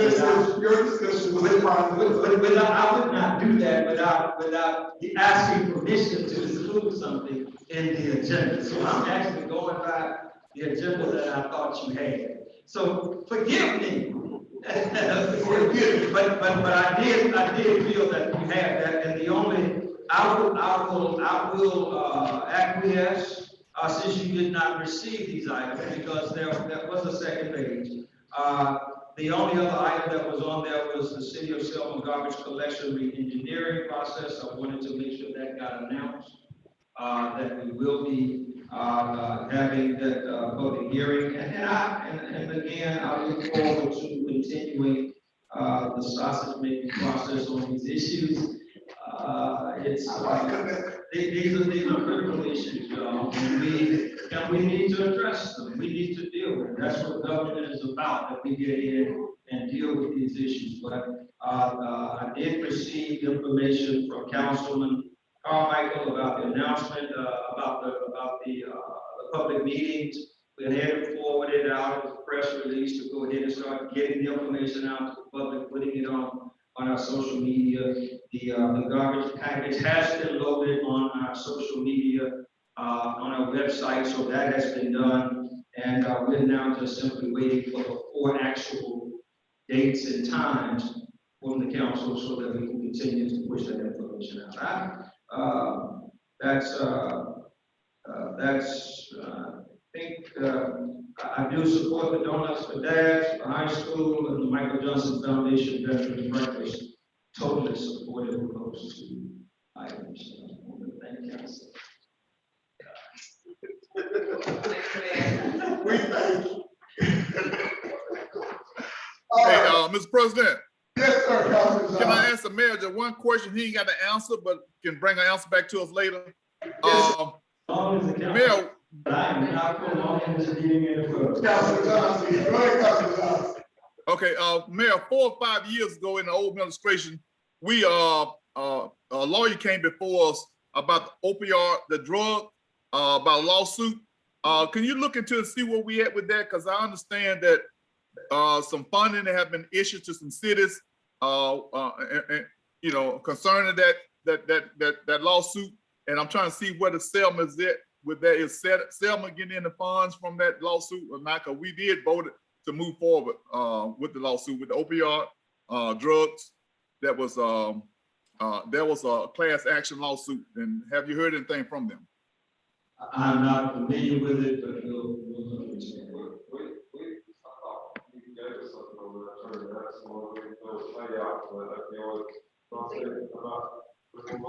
And I'm not certain, but what I've had to do is rebuild the Excel spreadsheet on all the claims and all the litigations. And I'll be making a report to both the mayor and the council on that short. All of the claims and litigation. We did get something about that, Councilman. You have to look through, the whole bit, but we got something. Okay, well, good. Soon you hear someone, turn, let us know. Thank you, Mayor. Thank you. Thank you, Councilman Johnson. All right, now we'll move on to the attorney report, and then we're going to do requests for executive session following the attorney report. Well, Mr. President, I was going to actually do that in reverse. We've got an attorney who's been sitting here through the entire council meeting. And I had asked that the executive session was moved up as far as possible to accommodate for not having to be here all night.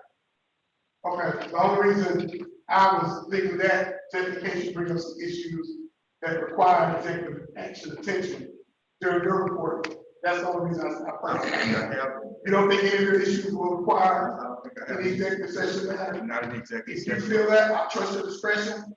At this time, council, we do have an attorney here that needs to speak to us concerning a matter of litigation. Attorney Reed, Mark, and Coleman. Okay, and so pursuant to section 36-25 A-7, is there a motion to go into? Hey, Mr. President, before we go to the motion, look, you know, even though we on Zoom, I think the law speak that we can be part of the executive session. Quit shaking your head at me, Thomas. You know what you're talking about. But because we can be part of that. But now we can ask the attorney that. Now, some kind of way or another, now we should be part of that, just like we able to vote and be part of the meeting now.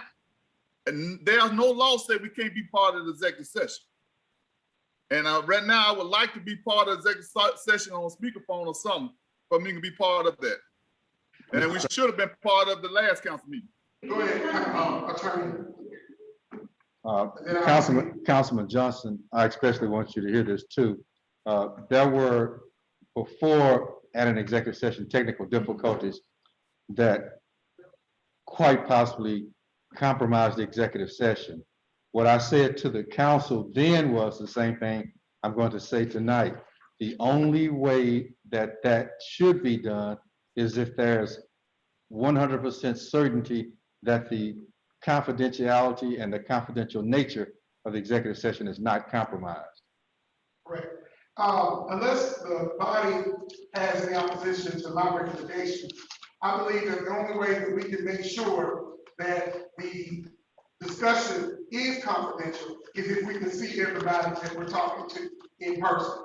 So it's the recommendation of the chair that only those individuals that are present be allowed to participate in executive session so that we won't have problems, down the road, litigation or other things. So is there any objection other than Councilman Johnson to that recommendation? Well, since you put it that way, Mr. President, and hearing it from the attorney, I'm good with that. We can go ahead and move Okay. forward, move forward.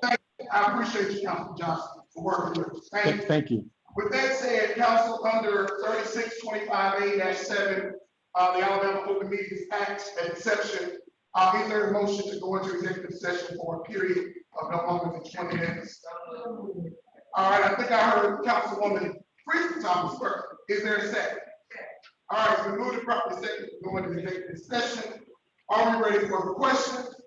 Roll call, Madam Clerk. President Jones. Yes. Council Marville. Yes. Councilwoman Christie Thomas. Council Carmichael. Yes. Councilwoman James. Council Randolph. Yes. Councilman Jimmison. Councilwoman James Thomas. Yes. Councilman Johnson. I'm gonna have this thing. All right, thank you. All right, executive session no longer than 20 minutes. Thank you.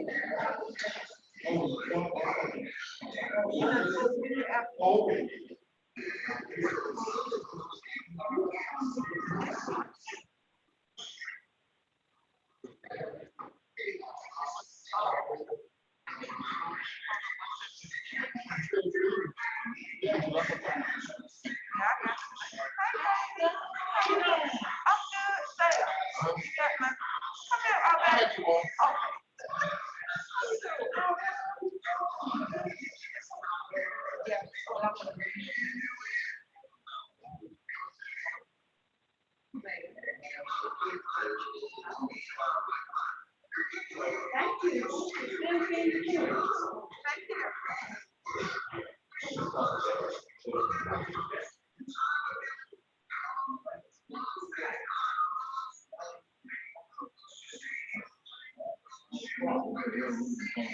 I don't know. You have to say. Now, you made an announcement about, things like the resolution. So what now? I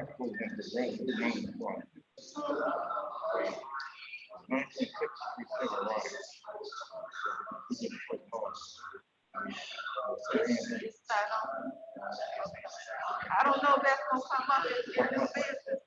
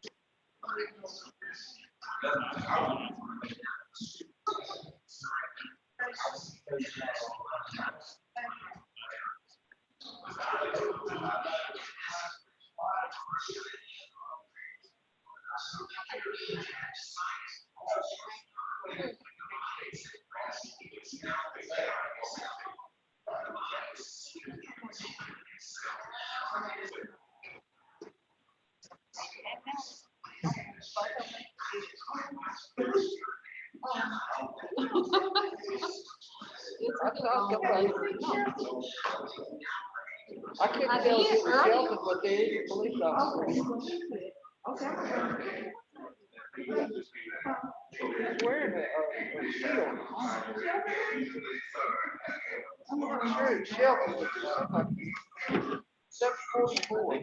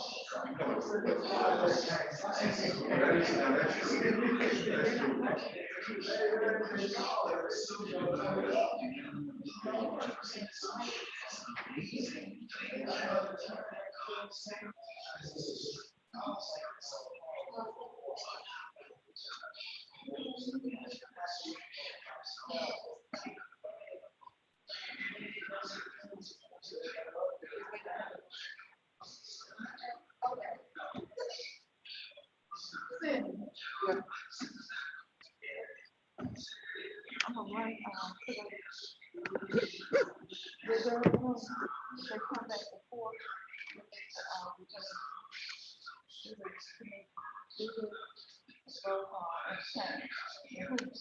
Okay, for them to come back.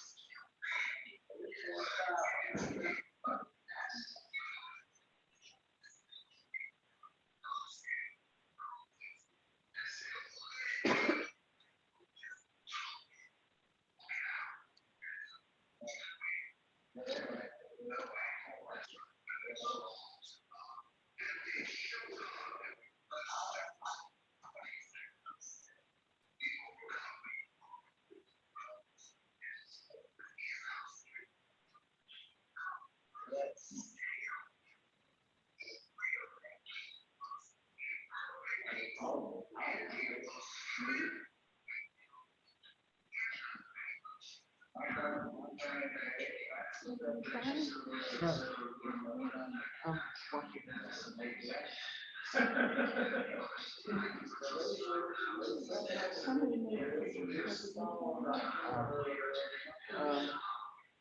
didn't write down anything.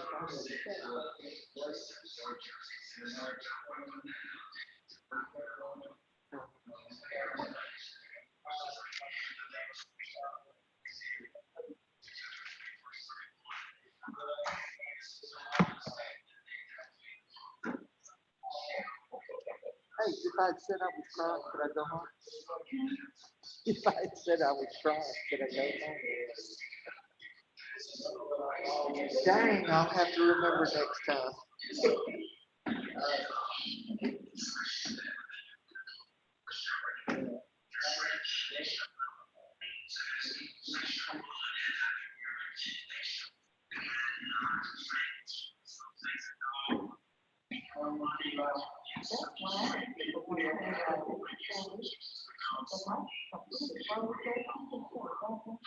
Really?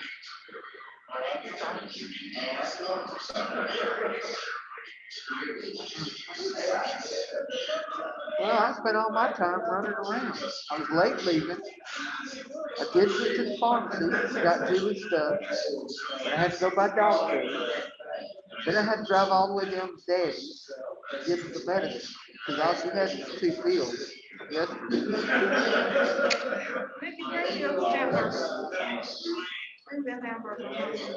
You said do what now? You said bring you one. Oh, we can start back. I'll do that.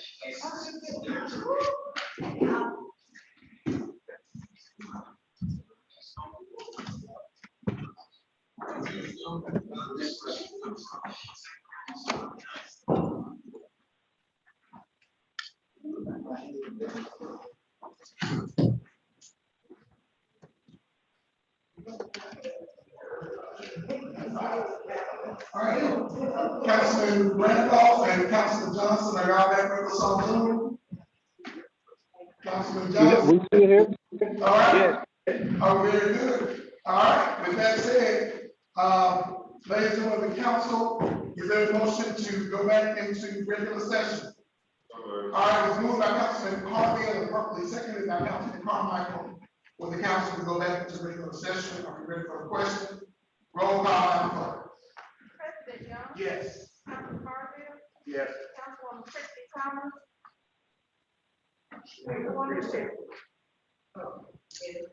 Councilwoman Carmichael? Yes. Councilwoman James? Yes. Councilman Randolph? Yes. Councilman Henderson? Councilwoman James Thomas? Yes. Councilman Johnson? I had this thing because I wasn't part of the work, the executive thing, and I had this thing. Thank you. All right, Mr. Attorney, you may proceed with your report, sir. Thank you, President Young, basic council, to the audience here. I want to start off with item 1, October 21st, work session agenda, request to rename Buckeye Avenue. At the work session, I attempted to point out the due diligence that had been exercised in getting to this point. Sheila Evans, Ms. Evans' trek to get this done has been over 7 months. I wasn't aware at first of what was going on, but it's been some months now since I got involved. One of the 2 or 3 of the things I've done was contact in an attempt to comply with the Memorials Act of 2017. I contacted the Camp Committee on Alabama Memorial Protection. I spoke with them, got an invitation, granted to speak with them. Before doing that, Steve Murray of the Historical Society asked me what it was about. I told him he provided some research, mainly through a search engine called newspapers.com. He advised too, though, that I couldn't rely wholeheartedly on just his research, that I needed to do some of my own. He suggested, I said, well, That's why I wanted to talk to the committee. I want to know what the difference is between historical and memorial. How do we validate whether or not something is memorialized? And the committee said that was a very good question. But I was directed to both the Selma Dallas County Library and the old Depot Museum. I visited with Best Bobby and Miss Crystal at the library separately, respectively.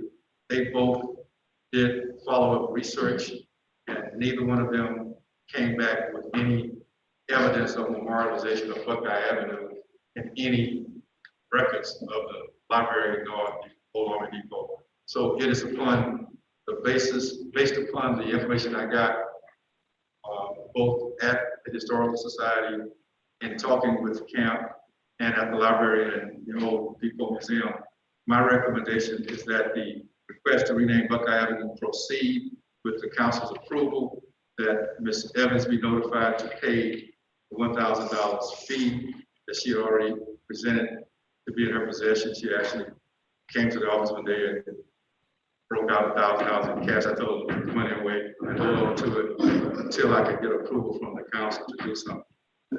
She also has, I believe, other expenses that are due to be incurred under the application process, as pointed out to me by the clerk. So I will verify what those prospective expenses are and ask her to come in, both pay the application fee and to be paid the expenses in connection with the renaming of the street. If she's so inclined to do that, my recommendation would be for this council to approve renaming of Buckeye Avenue.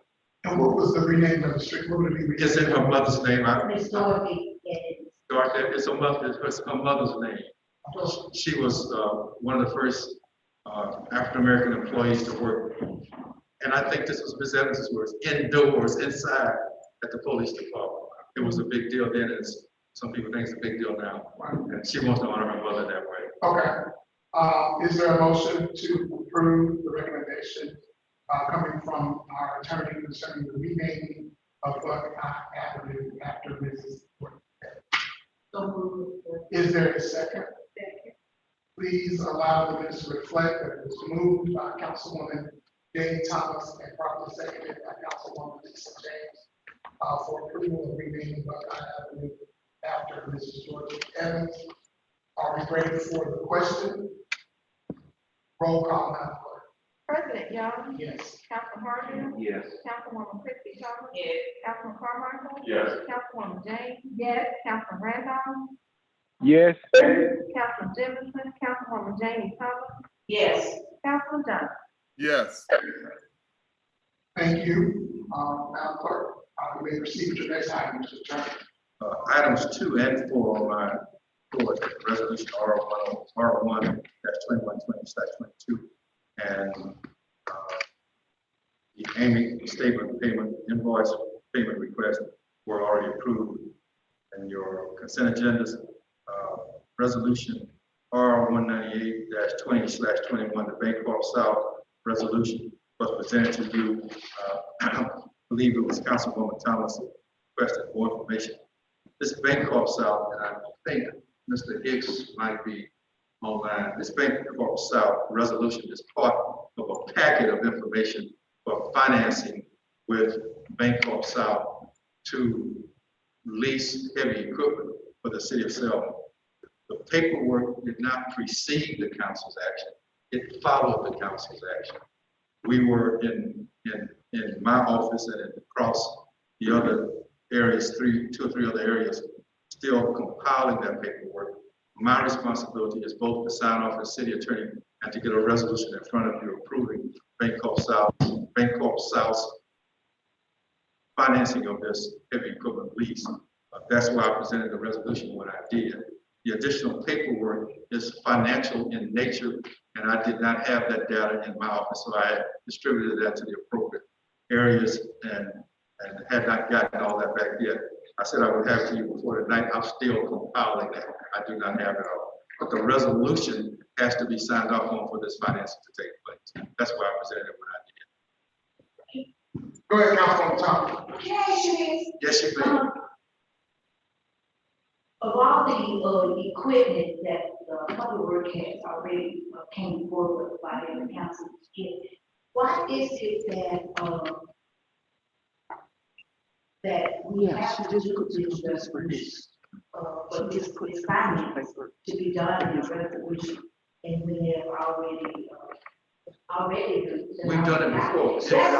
That's my main concern. It's a requirement of the financier, not of So, my office. can I ask you, is the company, They want to know the council has approved this agreement. but they already got the equipment, don't they? Yes. But they don't have their paperwork. They just want to make sure they approve it. Oh, they want to make sure we approve this. That's what I just said. But see, but it never was done like that before. No, it has been done like that before. And that's not that. It has been done, especially with this financing company, Bancorp South. So what is Bancorp South? Is out of another financing? Excuse me? Bancorp. Basically what they did, Bancorp probably gave the quote for leasing the equipment through Bancorp. They said, this is what we'll do. We approved leasing the equipment, and now they're going through the paperwork process with Bancorp. Bancorp has to have a corporate resolution to put in their file, so they can prove that the council approved them to lease the equipment. Well, no, I'm surprised that we never did. And then, no, we have done it before, council, all the time. I can't run off how many times right now, but we have done it. Okay, so you're asking for approval Of this resolution. for resolution R 198-20/21. Okay, it's been moved by Councilman Harville, properly seconded by Councilwoman Thomas to approve resolution R 198-20/21. Are we ready for the question? Roll call, Madam Clerk. President Young? Yes. Councilman Harville? Yes. Councilwoman Christie Thomas? Yes. Councilman Carmichael? Yes. Councilwoman James? Yes. Councilman Randolph? Yes. Councilman Jefferson? Councilwoman Jamie Thomas? Yes. Councilman Johnson? Yes. Please proceed to the next item. Item number 5 is already taken place, executive session. Public hearing, didn't get off to a rip-roaring start on the golf initiative, but we got it off to a start last night. And Councilman Carmichael can probably tell you more about that than I can, but I'll summarize what happened. We had about 20 to 25 people here last night. The ones here and present who wanted a copy of the golf initiative received it. We established that we needed to more widely disseminate the golf initiative process in order for the public at large to be able to, I guess the best term is intelligently discuss it. It's 63 pages long. I doubt most of them will read all of it. If they read it, they probably have more questions when they get the readings they had before they started, which is okay because that's the purpose of a public hearing. But the bottom line is we've made the first step in having that public hearing to make the public aware of what the golf initiative process is about. I summarized it last night, 3 phases: the improvement of the process overall, new contract, and an ordinance. They'll know what they're looking at, how many questions they have after they get to looking at it. Anybody's guess. Councilman, the mayor also addressed Councilman Carmichael's request and the mayor's action to push the ball down the road, so to speak. Thank you. Item number 7, that's not on my report, and it wasn't on my report the first time, but there were 2 items about filming that took place. One that has already taken place, and one to take place in the city of Selma. The NFL was here last Friday. I was in South Alabama, so I didn't know exactly what happened until I got a report back from Mr. Walters with the NFL. He says he was mostly concerned about having police presence when they shot on the bridge. They got that presence. Things were coordinated. The thing I want to emphasize about this whole filming application process is that people want to come to Selma, they want to do filming. We want them here, we want them to film, we want them to spend money, we want them to stay, we want them to buy gas, get a restaurant room, we get a motel room, eat food at the restaurants. But we have to get the application process more widely disseminated before they get here, and they have to follow it. our application process calls for a 30-day lead time for them to apply and to get that in 4 weeks in advance so we can adequately and timely and effectively and efficiently process the request. Those requests have been coming in the last week or so, a few days ahead of time, a couple of days ahead of time, less than a week ahead of time. And that puts us in a bind, looking like we don't want to help people, but the people are putting us in a bind by trying to follow the application process. So some of this can be answered by more widely disseminating on our website, through the media, radio, print, television, live streaming, Facebook, whatever. Live streaming our application, publicizing our application process so nobody will have an excuse about not knowing how to do that. But they, according to Mr. Walters, they got what they needed. They're happy. He's going to release a copy of the video to us once it's ready for widespread dissemination. The U.S. Army application, I only mentioned because I had 2 conversations with Master Sergeant, I think her name is Urquhart. Master Sergeant Urquhart was the representative of the United States Army who asked to have the application for the Army processed by November the 9th, or permission to film on November the 9th allowed. The only problem with this, and I think she submitted an application with no money. Was that application submitted? Clerk? No money. Wait a minute. Having been in the United States Air Force, I asked her, what's the deal on not paying the application fee? Her response was the United States Army's regulations would not allow them to spend money in advance of an expenditure, that they can only pay the money once the service or product has been delivered. So she's asking on the full faith and credit of the United States Army to allow them to do the filming and then pay immediately upon the filming being completed. It's up to the body to decide whether or not to do that. You waive fees all the time. I'm not asking you to waive a fee. I'm asking you to consider allowing the fee to be paid upon completion of the filming. If you don't trust the United States Army, we all have a problem. So essentially, what he's asking is for us to approve the application for November the 9th. For November the 9th. For November the 9th. And pending the completed application once the fee is received. And I will promise to communicate, if upon this body's action, communicate to Master Sergeant Urquhart the exact terms upon which this approval is granted, so that the money be paid in hand before she leaves. This is the United States Army. With that said, council, is there a motion? Okay. Okay, I think Councilwoman Chrissy Thomas, is there a second? Okay, it was moved by Councilwoman Chrissy Thomas, properly second by Councilwoman Jamie Thomas, to approve the application for permit for commercial film video by the U.S. Army field band, with a notation that the fee will be submitted upon completion of the work to the city of Selma. Are we ready for the question? Roll call. President Young. Yes. Councilman Harville. Yes. Councilwoman Christie Thomas. Councilman Carmichael. Yes. Councilwoman James. Yes. Councilman Randolph. Yes. Councilman Jemison. Councilwoman James Thomas. Yes. Councilman Johnson. Yes. Thank you, Madam Clerk. Mr. Turner. I received a request for some resolutions and an ordinance to be drafted. I think the ordinance was built by Mayor's report for Bird School.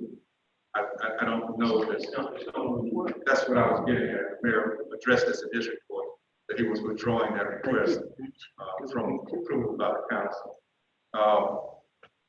What I got in the form of resolutions was 3 different categories of resolutions, which in reality, when I looked at them, backed it out to 1, 2, 3, 4, 5, 6, 7, 8, 9, 10 resolutions based on the numbers of people involved in these boards. And I was not prepared upon getting back to the office for the first time yesterday, since last Tuesday afternoon, get all those resolutions to you tonight.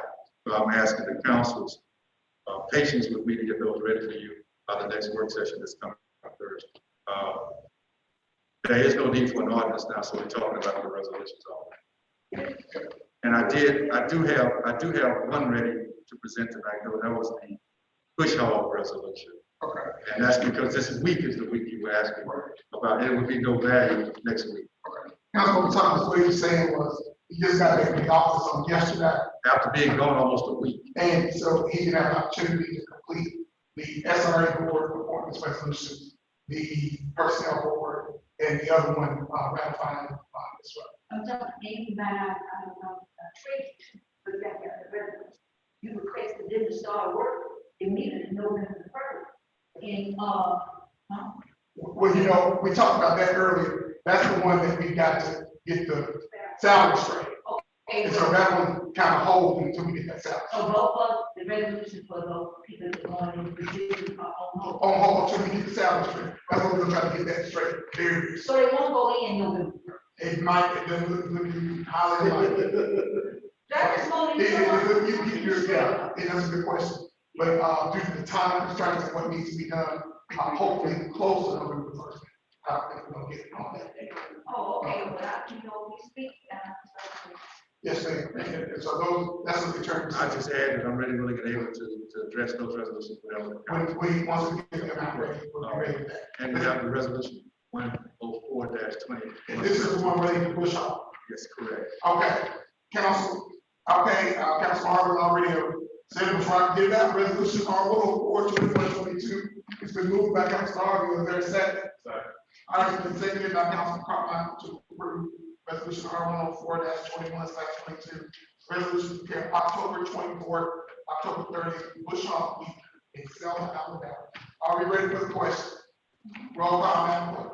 President Young. Yes. Councilman Harville. Yes. Councilwoman Christie Thomas. Yes. Councilman Carmichael. Yes. Councilwoman James. Yes. Councilman Randolph. Yes. Councilman Jemison. Councilwoman Jamie Thomas. Yes. Councilman Johnson. Yes. Okay, thank you. And Mr. Attorney, you gave us an application with another name on here.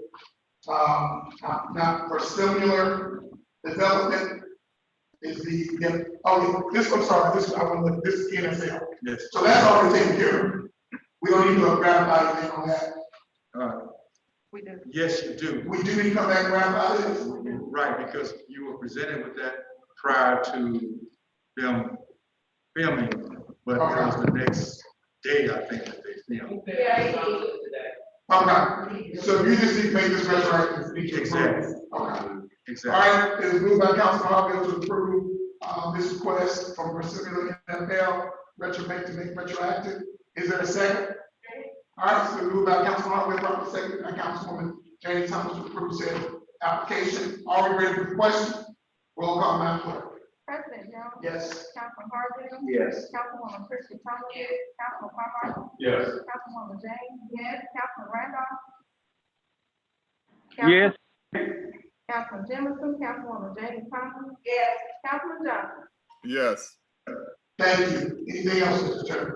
The Army application is, if the vote was to allow me to recommend, to point out that funds had to be paid as soon as the filming took place. Yes. So we're good with that. That's it. Okay, thank you, Mr. Attorney. Yes, Mr. Mayor. Yes, one issue on the bid issue for filming. I believe when that ordinance was originally prepared, we started talking about film. We were talking about trucks and cameras and crews and all of that to make film. Nowadays, folks making films with cell phones. Cell phones got 3 cameras in it. It doesn't take as much in terms of preparation and work and people and all of that. I think I'm just suggesting council revisit this whole 30-day long period to get people in to do videoing in our community. It is an opportunity for us to, I think, to improve our process. So I just wanted to mention. Thank you. We'll take that up and review that. To the record. All right. One afterthought. I was away last week at the municipal attorneys conference of the League of Municipalities, Alabama League of Municipalities, and I've already given the mayor a peek at some of the things that took place, but I want to give the council a report at a later date, not tonight, obviously. One of the things that I heard, there were quite a few very interesting topics. One of them was cell tower and water tower legalities and financing and contracts, what to look for, what to be aware of. Another one was community review boards. Another one was body counts for police. Another one was a land bank. That was some extremely interesting topics. Probably 70% of them, if not more, pertinent to what we're doing right now in the city. All right, thank you, Mr. Chairman. All right, we're going to committee reports, so any committees that like to make any reports or comments at this time, any committee. Great Councilman James Thomas. I just need to get a report. I need to have a meeting. And I need to, I set the meeting for the 22nd of this month, but I didn't get a response. And I need to set this meeting again, at least by our third.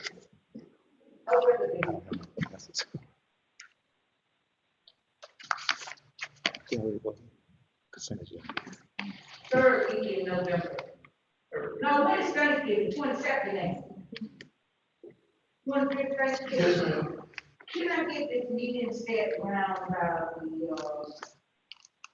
the 17th? The 17th of November around about 12. That's a Wednesday? Yeah. At 12 o'clock. That's the second or third Wednesday. It is the third Wednesday. What's a good, I work around your time. What's a good time? What are we council wise that week? Do we have a meeting that week? Yeah. I can do it probably Monday, Tuesday, or Thursday. We got a meeting on Tuesday, 16th. We'll probably do it Monday night. Monday, 15th. We'll have one today. Oh, yes, ma'am. Yeah, the ninth is when we have city council on the ninth. How about that Monday night, 15th? Monday night, the 15th. Okay, you sure? Monday night? Yeah. And what time? 6? 6 is fine. 5:30 is good. Can 5:30 is okay. You rather take 5:30? Okay, Ms. Evans, Acting is get not that on. sent to. Councilman Jemison is not on, so.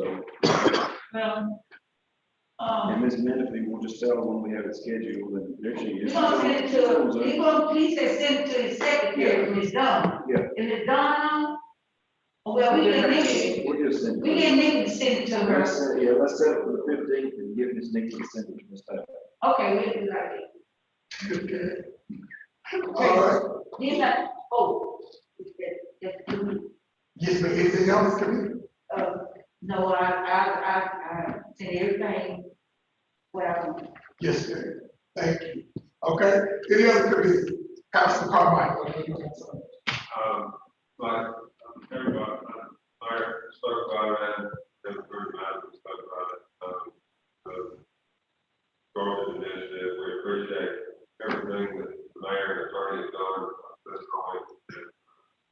Looking forward to getting hopefully 4 meetings out, in the next 3 weeks, evening meetings, a couple of daytime meetings, so that people can have an opportunity to come and speak about this. And I appreciate Mr. John Kennerson for getting that up online. So if anybody's listening, that garden initiative is up on the City of Selma website. And we just look forward to having some folks here. We had a good turnout last night, and hopefully we can have some more folks. And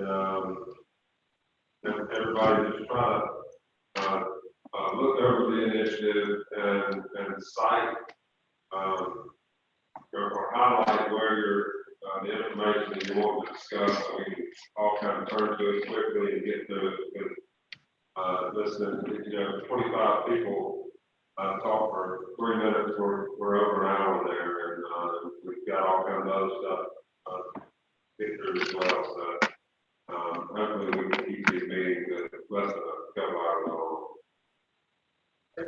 Thank you, and thank you for your work on that too as well. Any other committees need to report? Okay, any other committees? Okay.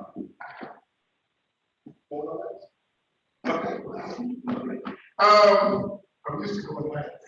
I was young, so I'm used to being last. Under public safety, we need the names of Councilman Johnson and Councilman Jefferson. We need their 2 appointments to the Selma Civilian Review Board. And once we get those names, we're going to have all of them gathered and get prepared for their training for this board. We are going to get them trained appropriately so they can get the process started. So please, by the next work session, by the next work session, can we have no later than that? We need those 2 names to add to the Selma Civilian. Okay? You'll have mine in the morning, Mr. President. Excellent, thank you, Councilman Johnson. Like I said, the important is training. It's a very brand new board. They need training, and that's what we're trying to get ready for. And then we want to announce to the citizens about that. The next thing, we need to, we've been having various meetings throughout the city. So we've been gathering certain issues that are facing various wards. At the last meeting, we made a request for the noise ordinance. And so we publicly made that request because we need to review the noise ordinance to make sure if it needs to be updated, and then talk to Police Chief Fulford on making sure it's enforced properly. Another law that we need right now, after going to some of the meetings, is the leash law. We need I'm publicly requesting the current leash law so that it can be reviewed because they're learning from the citizens in various wards. They're having problems with loose dogs actually running after them. And so we need to put some teeth in that ordinance if we need to, or make sure it's enforced. And then we need to do some research on, and this is not making a public request, but I don't know what's out there, but we need to look over any laws that we have related to 4-wheelers, because that is a problem. Related to what? The 4-wheelers. 4-wheelers. People are driving 4-wheelers all the time at night, and they don't have the lights, and people are concerned about hitting them or being hit. And they're not having helmets. It's just going over stop sign.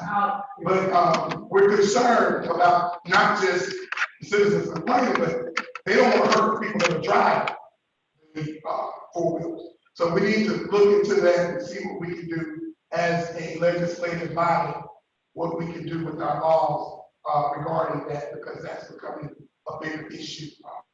As you talk to various boards, that's an issue that's prevalent in just about all the boards we talk to. Councilwoman Thomas. Got 1 or 2 tractor trailers. I'm sorry, thank you. We have an ordinance on the book, but I did a little research on this too. We can, we have a code on the book. What we can do is we can do I think we can do an ordinance requesting that whoever the company that these tractor trailers are coming in, the resident being left, we can do an ordinance where we have where whoever the tow truck, I don't know, we can have a tow truck, all these tractor trailers out, that we can request to do a tow company in our ordinance that in the resident where they're bringing these tractor trailers, leaving them in there. Yes, ma'am. And we can request for the tow truck to haul it away, take them out of the resident area. Well, let's look at that. I did research on that. Look, we may have to create something, and we'll talk to the league and see if they can help us in this. That's why I got this big from the. And there's some municipal attorneys we may be able to ask too, with that. So that's, but we're making a public request for the leash law. And we also still need to get that, ordinance concerning the noise ordinance. We still need that one too. And so that's what, and we need to add a member to the interview committee for fire chief. Councilwoman Thomas, I can't remember that name. Captain Cherokee. Okay, are you willing to make a motion to add that person to the committee? Okay, you move that we add Mr. Terry King to the interview committee for fire chief. Is there a second? All right, so we probably second and we add Mr. Terry King to the interview committee for fire chief. I'll be ready for the question. Roll call, Madam Clerk. President Johnson. Yes. Councilman Harville. Yeah. Councilwoman Christie Thomas. Yes. Councilman Carmichael. Yes. Councilwoman James. Yes. Councilman Randolph. Yes. Councilman Jefferson. Councilwoman James. Yes. Councilman Johnson. Yes. Thank you, Council. That's all that I have right now. Mr. President, you're gonna start the interview on this, the fact sheet? Now that we added this, we can make contact with them this week and hopefully get it started by next week. Okay. So that's the intent. Now that we have all of the names, we can get them together and get the process started. Yes, ma'am. Okay. Council, are there any other committees? Council. In light of the offers that we need to make to the treasurer and tax collector, I think we need to move on that quicker than we would to discuss the entire job description and salary range that the Auburn group gave us. We need to get those positions established. Go ahead. Can I say this? Not, I like the things fair. We talk about our clerk. And, we know our clerk has been here for many years. Yes. And, according to what we receive, I like to be fair when we do this. Right. According to what we receive for the clerk, I think we need to look at her too. Yeah, well, I mean, we need to look at every position. And I think in order to get these two positions hired, I think we need to go ahead and set that salary before we go into that. That's just. And I'm gonna add that I agree with Councilman Hart. And the reason I'm agreeing with him is in order to get the money to pay the salary, we gotta make sure that the tax collector's office is proper. Because they get the money that we use for the salary. So we gotta make sure we have somebody in that tax collector position. We don't have anybody. Can I say? Yes, go ahead. I'm not being rude, but I believe you don't think fair. Before we did this, when we put this job up, we did not put a salary. We did not put a price tag on the position before they took this position. And I think it's a little unfair. I like doing stuff right. I know we just got this. But to raise that salary up to that point, when we had previous people that used to work, and we have new people that coming in with a pay salary, that we're setting standards, like I be careful standards that you're doing now. I'm just telling my straight up, because we did not put it on the book. We did not say that we were going to increase the salary to See, right on there, Councilman Thomas, I remember when we were talking about these positions, the reason we left the salaries off was because we said we were going to discuss increasing those two spots. That's why we left the salaries off. So in my mind, I knew we were going to have to discuss raising them, because that's what we, in the discussion, that's why we specifically did put those amounts in the description, because we said to get a treasurer, to get a tax collector, we knew we were going to have to go up. So that was my kind of understanding. And we're different, so, I understand where you're coming from, but me, as a legislative body, like to be very, I'm just being honest with you. I just like to be very, And we appreciate that. keep it real and upfront, because, I'm good. But thank you for making that's what we're supposed to do. Can I say, Go ahead. I agree with Councilwoman Thomas, because we also mentioned that we were gonna, the salary for our. Let me just, let me make this comment. I know these people have not accepted this position. If they are good employees, I promise you, they have looked at other comparable municipalities and looked at the salary. We know those salary ranges are a lot higher than what we're paying. If we come with a jacked up offer to both of these applicants, they're gonna look at it and go, good luck, I'll see you, and we're starting the process. We've already identified that the salary for those positions are approaching low. Just because we're talking about the clerk, let's use her as an example. We can come back to her. If we raise that position like we probably will, we can make it retroactive. That's not a problem. We need to get these two people hired. I mean, we're talking about two very important positions. I understand. The difference is, the difference is these people aren't hired. Go ahead, Councilman Carmichael. I agree with what both of y'all are saying, and I don't see this as I don't see it as taking a whole lot of time. If we sit there and discuss it, the numbers in front of us, what we've got. Because I mean, we're talking about grade 11, grade 12, and so, and me looking at it, I see about, 4 or 5 that have got increases in this year, this previous budget. And then 2 that were higher and another one didn't get increased. But, I mean, I don't see that as a very difficult discussion. We just go ahead and do it all whenever we have that. Whenever we get together and have that discussion and make that vote, why don't we just go ahead and do it? Because they're in the same grade on this paper. And let me say why. Let me say why I'm saying. If we can't have a meeting tomorrow night because there's no public notice. I have another meeting on Thursday night that I can cut short and address salaries of the tax collector and the treasurer in a short meeting. I will make a window to do that on Thursday. I cannot make a commitment to go through the entire Alderman report Thursday. Right. And then all of a sudden, if we don't do it this Thursday, then we're off into next week. And then I just. One thing I played in my case. The mayor's got to give us some information about it. I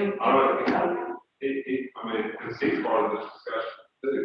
I mean, And from what I understood, when we talked about this earlier, the mayor and council president were gonna get together. Right. We were gonna have to call a special call meeting For them. to do this, not a committee meeting. Right. So we weren't saying that we need to discuss this in a committee meeting. We were talking about we were gonna have to call a special call meeting to do it anyway. Okay, give exactly, thank you, Councilman Thomas. She brought us back to where we should remember, we should start. So we've got to have a special. For this.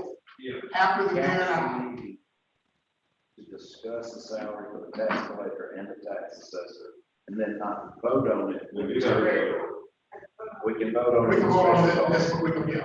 We're gonna vote on it. And so that's what we are. Okay. So we're good. Everybody on the same page. Yeah. I ain't on that page. I got it.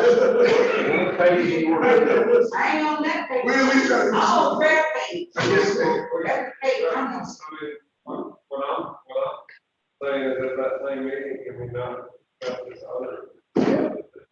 Yep. Where's I'm on right. It's correct. Okay. That's right, I'm on the right thing. So now, bring it up. Okay. Okay, can we set a meeting now? Can we set a meeting date now? Y'all wanna do it Thursday? I'm with you. Well, I saw the mayor, I got about 2. I cannot do the whole Alderman I'm definitely trying to make it work. I'm not sure. Okay. I'm definitely trying to make it work. Okay. I'm just not sure. We'll see, because we have to have our conversation, and then it's, depending on that, I hope it's Thursday, Friday, Monday, we'll try to shoot one of those days, Thursday, Friday, or Monday. Okay. If Monday will work for you? If we did Monday, then yeah, let's just do all of them. Well, just the.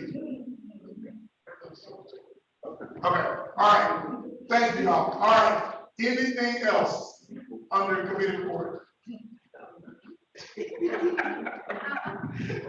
other committee report, any other committee report? Okay, let's move on to new business and unfinished business, anything we discussed under new unfinished business?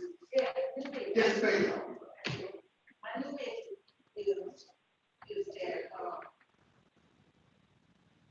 you forgot to put it on the. I'm sorry. You know, I brought up the last, this has been dealing with Harvey Award, Clay Comeback Award, and I award. Back here about 2 months ago, that Public Works gave us, an estimate on, some issues that we had in our ward, about tree cut. And he brought the amount and took, and the company that was, is Sherwood Tree Service. And, it was the amount of 3 wards to be done, to cut and remove 4 to 5 trees.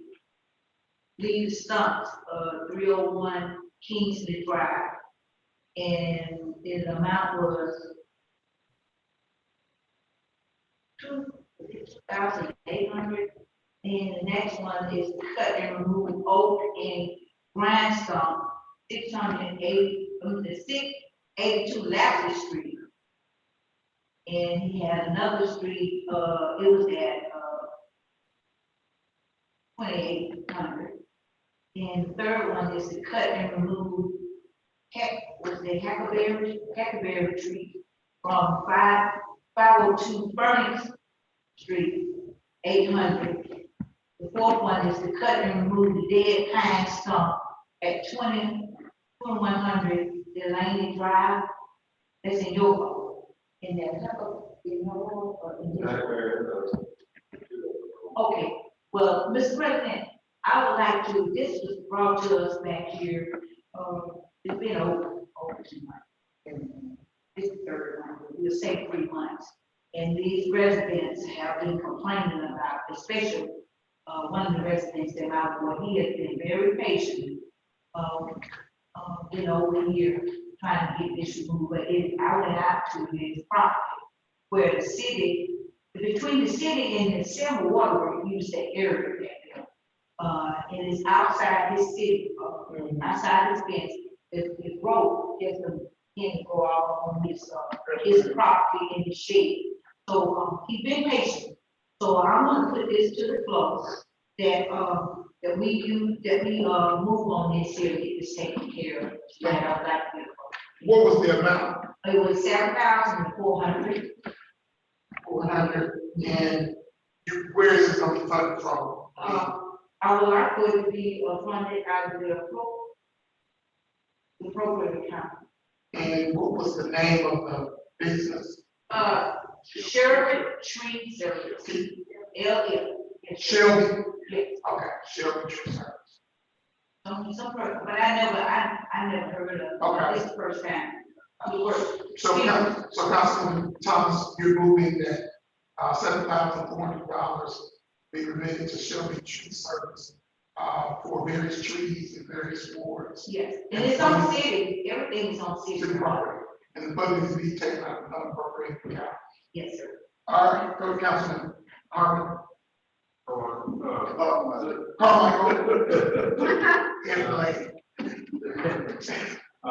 I actually split that up and put the 2 Ward 3 trees to be done out of discretionary. But it has not been, and I called the contractor and asked him why, and he was requesting that some form of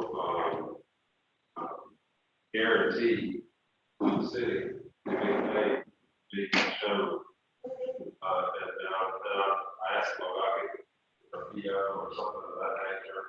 And probably, Mr. Hicks would do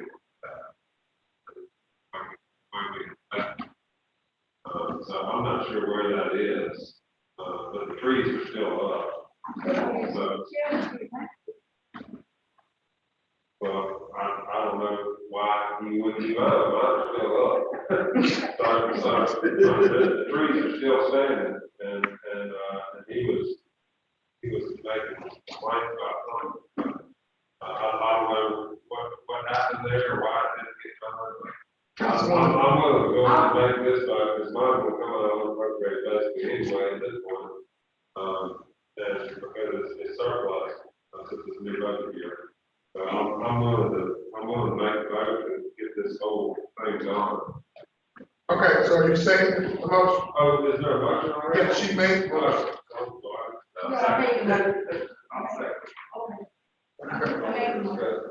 Okay. Knowing that we don't want to overpay twice, we want to make sure whenever the other work is done or whatever. It ain't been done. It has not been done. No, it ain't been done. I just got this from, I asked for this from him. He practiced, he said, he said that he practiced, thought we just wasn't gonna do it, but I was waiting. Right.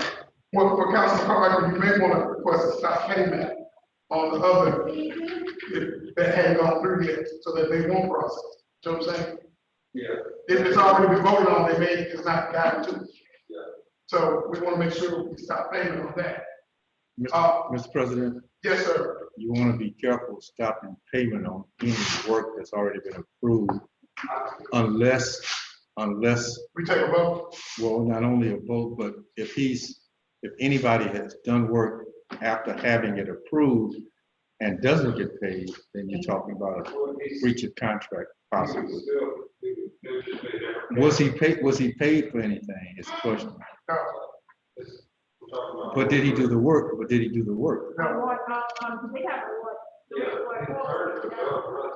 Was he paid? Well, I'm gonna be done, but he's saying I'm not discretionary, not. We're not talking about it. Yeah, well, this is, what I'm talking about both is what I'm getting at.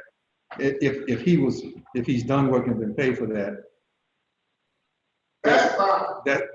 That's okay, but there's the whole issue, you asked about Councilman Carmichael, somebody wanting a guarantee of payment. The city doesn't issue guarantees of payment. I heard you, but what I'm talking about is a contractual issue. The deal is here, we voted on some of the discretionary, work hasn't been done.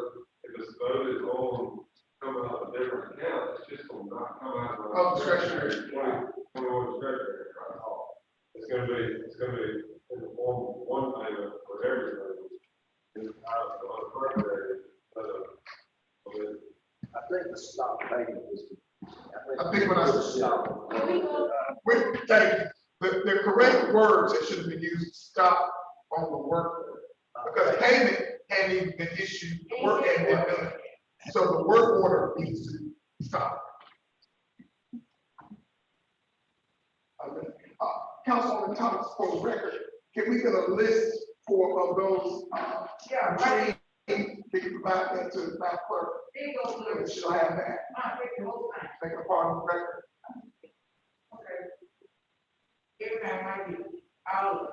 And Mrs. Ellison, if you can send some type of email to finance, indicating that the council is voting on this motion that we're working on now, and how it will impact the previous motion that we approved. Let finance know what action we're taking, so that they do not take inappropriate action. I got you. We'll get together. And Mr. President, we're about to call that vote back. If there are no more questions on this matter. I had a point. Yes. It wasn't just about the payment of work done and stopping work requested to be done. It was about the manner of proceeding in terms of purchase order / contracting. one of the questions I heard was why he wouldn't do work that someone had already supposedly requested be done. And what I'm getting at is, if you have the work coordinated from a central place, the mayor's office, then that's the only way you can get supervision verified for what work is done and not done. That's where I was headed with all this. The council nor I can supervise the work. It's going to have to be done. But if he doesn't know what he's supervising, then therein lies the problem, is what I'm getting at. Mr. Hicks presented this to us. But I heard that. But did the council even approve a contract to be drafted or a purchase order, is what I was getting at. No. It's coming from public. Did he already submitted that through the mayor's office, is what you're saying? No, they didn't have. I don't know that. I'd have to ask the mayor. Yeah. Okay, go ahead, Councilwoman. Just let me go to the finance tomorrow and see if they have been paid and went to the wrong address first. And if that's the case, then if they haven't been paid, I will say they need to pay. SHELBY? SHELBY? Yes. Correct. Councilwoman Thomas, hold on. So that we can do this properly, Councilwoman Thomas. Because Council Secretary raised a good point. She needs to check on that matter. Not this matter. I'm talking about the previous matter. That was for Ward, Councilman Carmichael. But Councilman Carmichael's trees are part of your proposal, correct? Did you get it? Did you get it out? Okay, so citizens are waiting on this here, they've been waiting months and months. And we have not did what we need to be requested of trying to get it done. It's a part of some of these workers. Now, people, what are we gonna do, Mr. President? Because I ain't gonna let that out when they're done. Other work they will. Councilwoman Thomas, I think as a matter of good business, and also being good stewards, I think we need to find out I already found that. this situation. I'm talking about the situation with Councilman Carmichael's trees, because those trees are part of this proposal. So if those trees are already being paid for, that would bring We'll take them out. the amount. Okay, you take them out, how much would it be? Yeah, what do you get?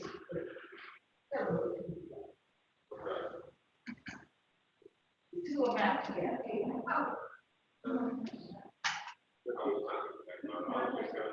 But if you can't get it work, why? What's the reason out of that?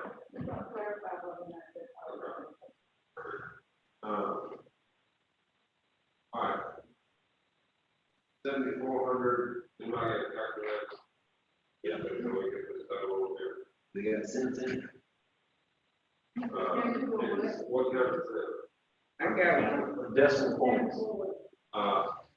7,400 minus 2,800 minus 8. Okay, equals 38. All right. So that's how much So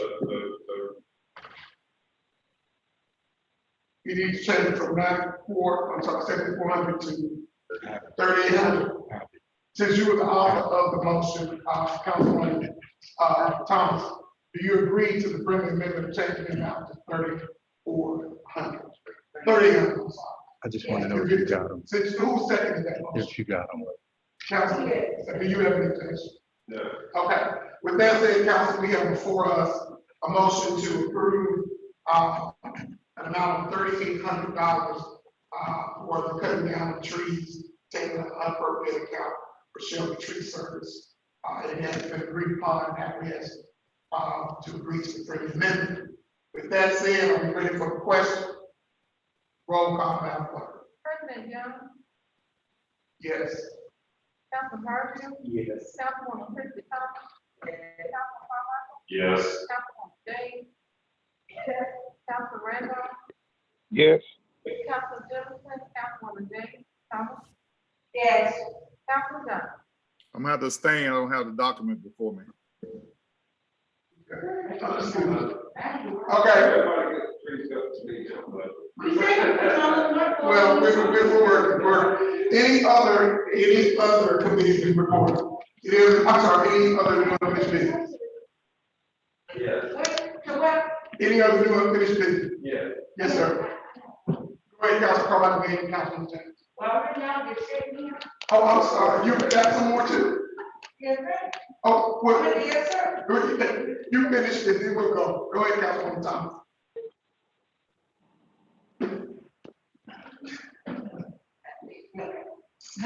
We had an incident on, I had it, at work session, but I couldn't find it. We had, the reason why I'm doing this is it's emergency. On Dukes, we had, some break-in. Dukes is a street, people think it's an alley because of the overgrown, back there. He's been doing some work, Mr. Rowe been doing some work back there too. It's become to be a problem, and we have a little couple of shootouts. And I would like to, I had it drafted up. I would like Marcus Snow to go in there and clean all of that, limbs and everything over that street up. Public safety issue to us. I did, I had PO for $2,000 to go and clean that whole area so he can see, because we been having break-ins, we been having people been shooting. So I just want to get it cleaned up. That's your motion. Is there a second? Is there a second? Okay. I'll take Councilwoman James. All right, it's moved by Councilwoman James Thomas, properly seconded by Councilwoman James, to have Mr. Marcus Snow clean out the area as described by Councilwoman Thomas. On Duke Street. On Duke Street. Yeah. It's about $2,000. With funding to be taken from our work discretionary account. Yeah, all of the time. Yes.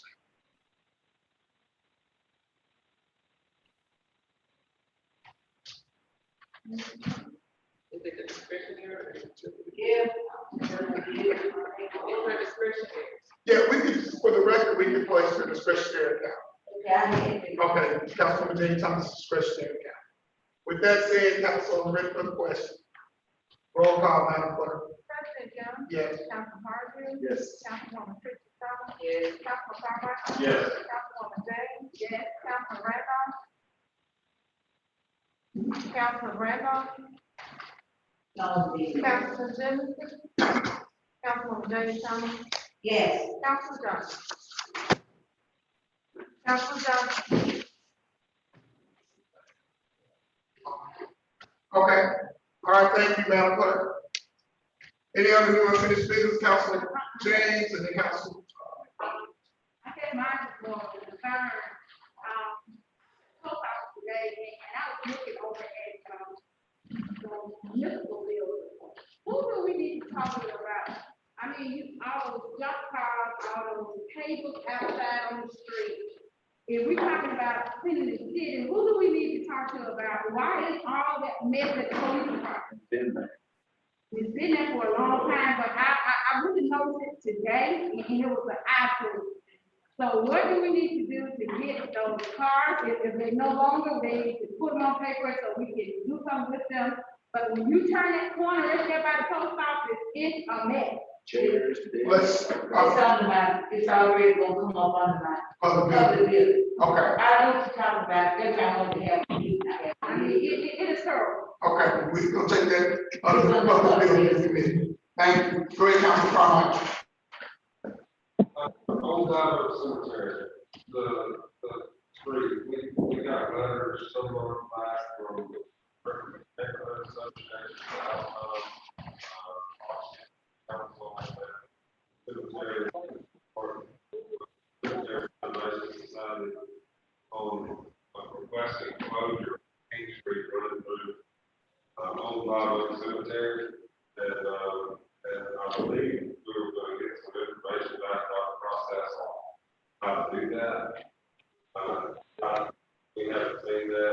I think I did provide you the information. I did provide you the information via email, I think I did provide you the information by email, is what I'm saying, on vacating of a city street. Okay, all right, I don't recall. That was, Getting that. I can go back into my inbox. I remember about the alleys. It's vacating any street or alley. I can go back and verify under your name whether or not it was sent, and I think I did send it. Okay, all right, well, if I can get that, we've had another, but actually, I think there's been 3 deaths here. You say thefts or deaths? Deaths. Okay. Yeah. We've got everybody that, works in there, lives around it, saying they support that closure. And, so I guess we can try to get that information back and make sure we follow the right procedure, at the next work. There was another, thing that was brought to my attention that we should probably officially recognize October 30th as Trick or Treat Month, so that people aren't, don't expect to have trick or treaters on Sunday night. Is the body of council on that form? So I'll make a motion that the city of Selma officially recognizes Halloween trick or treating on Saturday, October 30th. Is there a second? All right, it was moved by Councilman Carmichael and properly seconded by Councilman Harville to designate Halloween in Selma as October the 30th as the night for, Saturday, October 30th. As the citizens will know, that's the night for church. I just have a question. How do you enforce? I know, right? How do you enforce that? It's not important. It's a noble gesture. My church has already had trunk or treat last Sunday. I get exactly where he's going. But if you denominate a name Halloween in the city of Selma on the 30th, what do you do when people still want to trick or treat on Sunday? You can't do anything without enforcement. Yeah, it's just a PSI. I get it. I just had that question. Some cities do that. Yeah, other cities do. So it's not. I'm not opposed to it. I know you're not. I just raised the question. Yeah. But anyway, so motion is on the floor regarding this name, October 30th as Halloween, and encouraging citizens, to do their Halloween activities on October 30th, versus Sunday. That's the motion that's before this body to vote on. Are we ready for the question? Roll call, Madam Clerk. President Young. Yes. Councilman Harville. Yes. Councilwoman Christie Thomas. Yes. Councilman Carmichael. Yes. Councilwoman James. Yes. Councilman Randolph. Yes. Councilman Jennings. Councilwoman Jamie Thomas. Yes. Councilman Johnson. Councilman Johnson. Okay, thank you, Councilman Bowles. Any other new business, unfinished business? With that said, this meeting of Selma City Council is hereby adjourned. Thank you.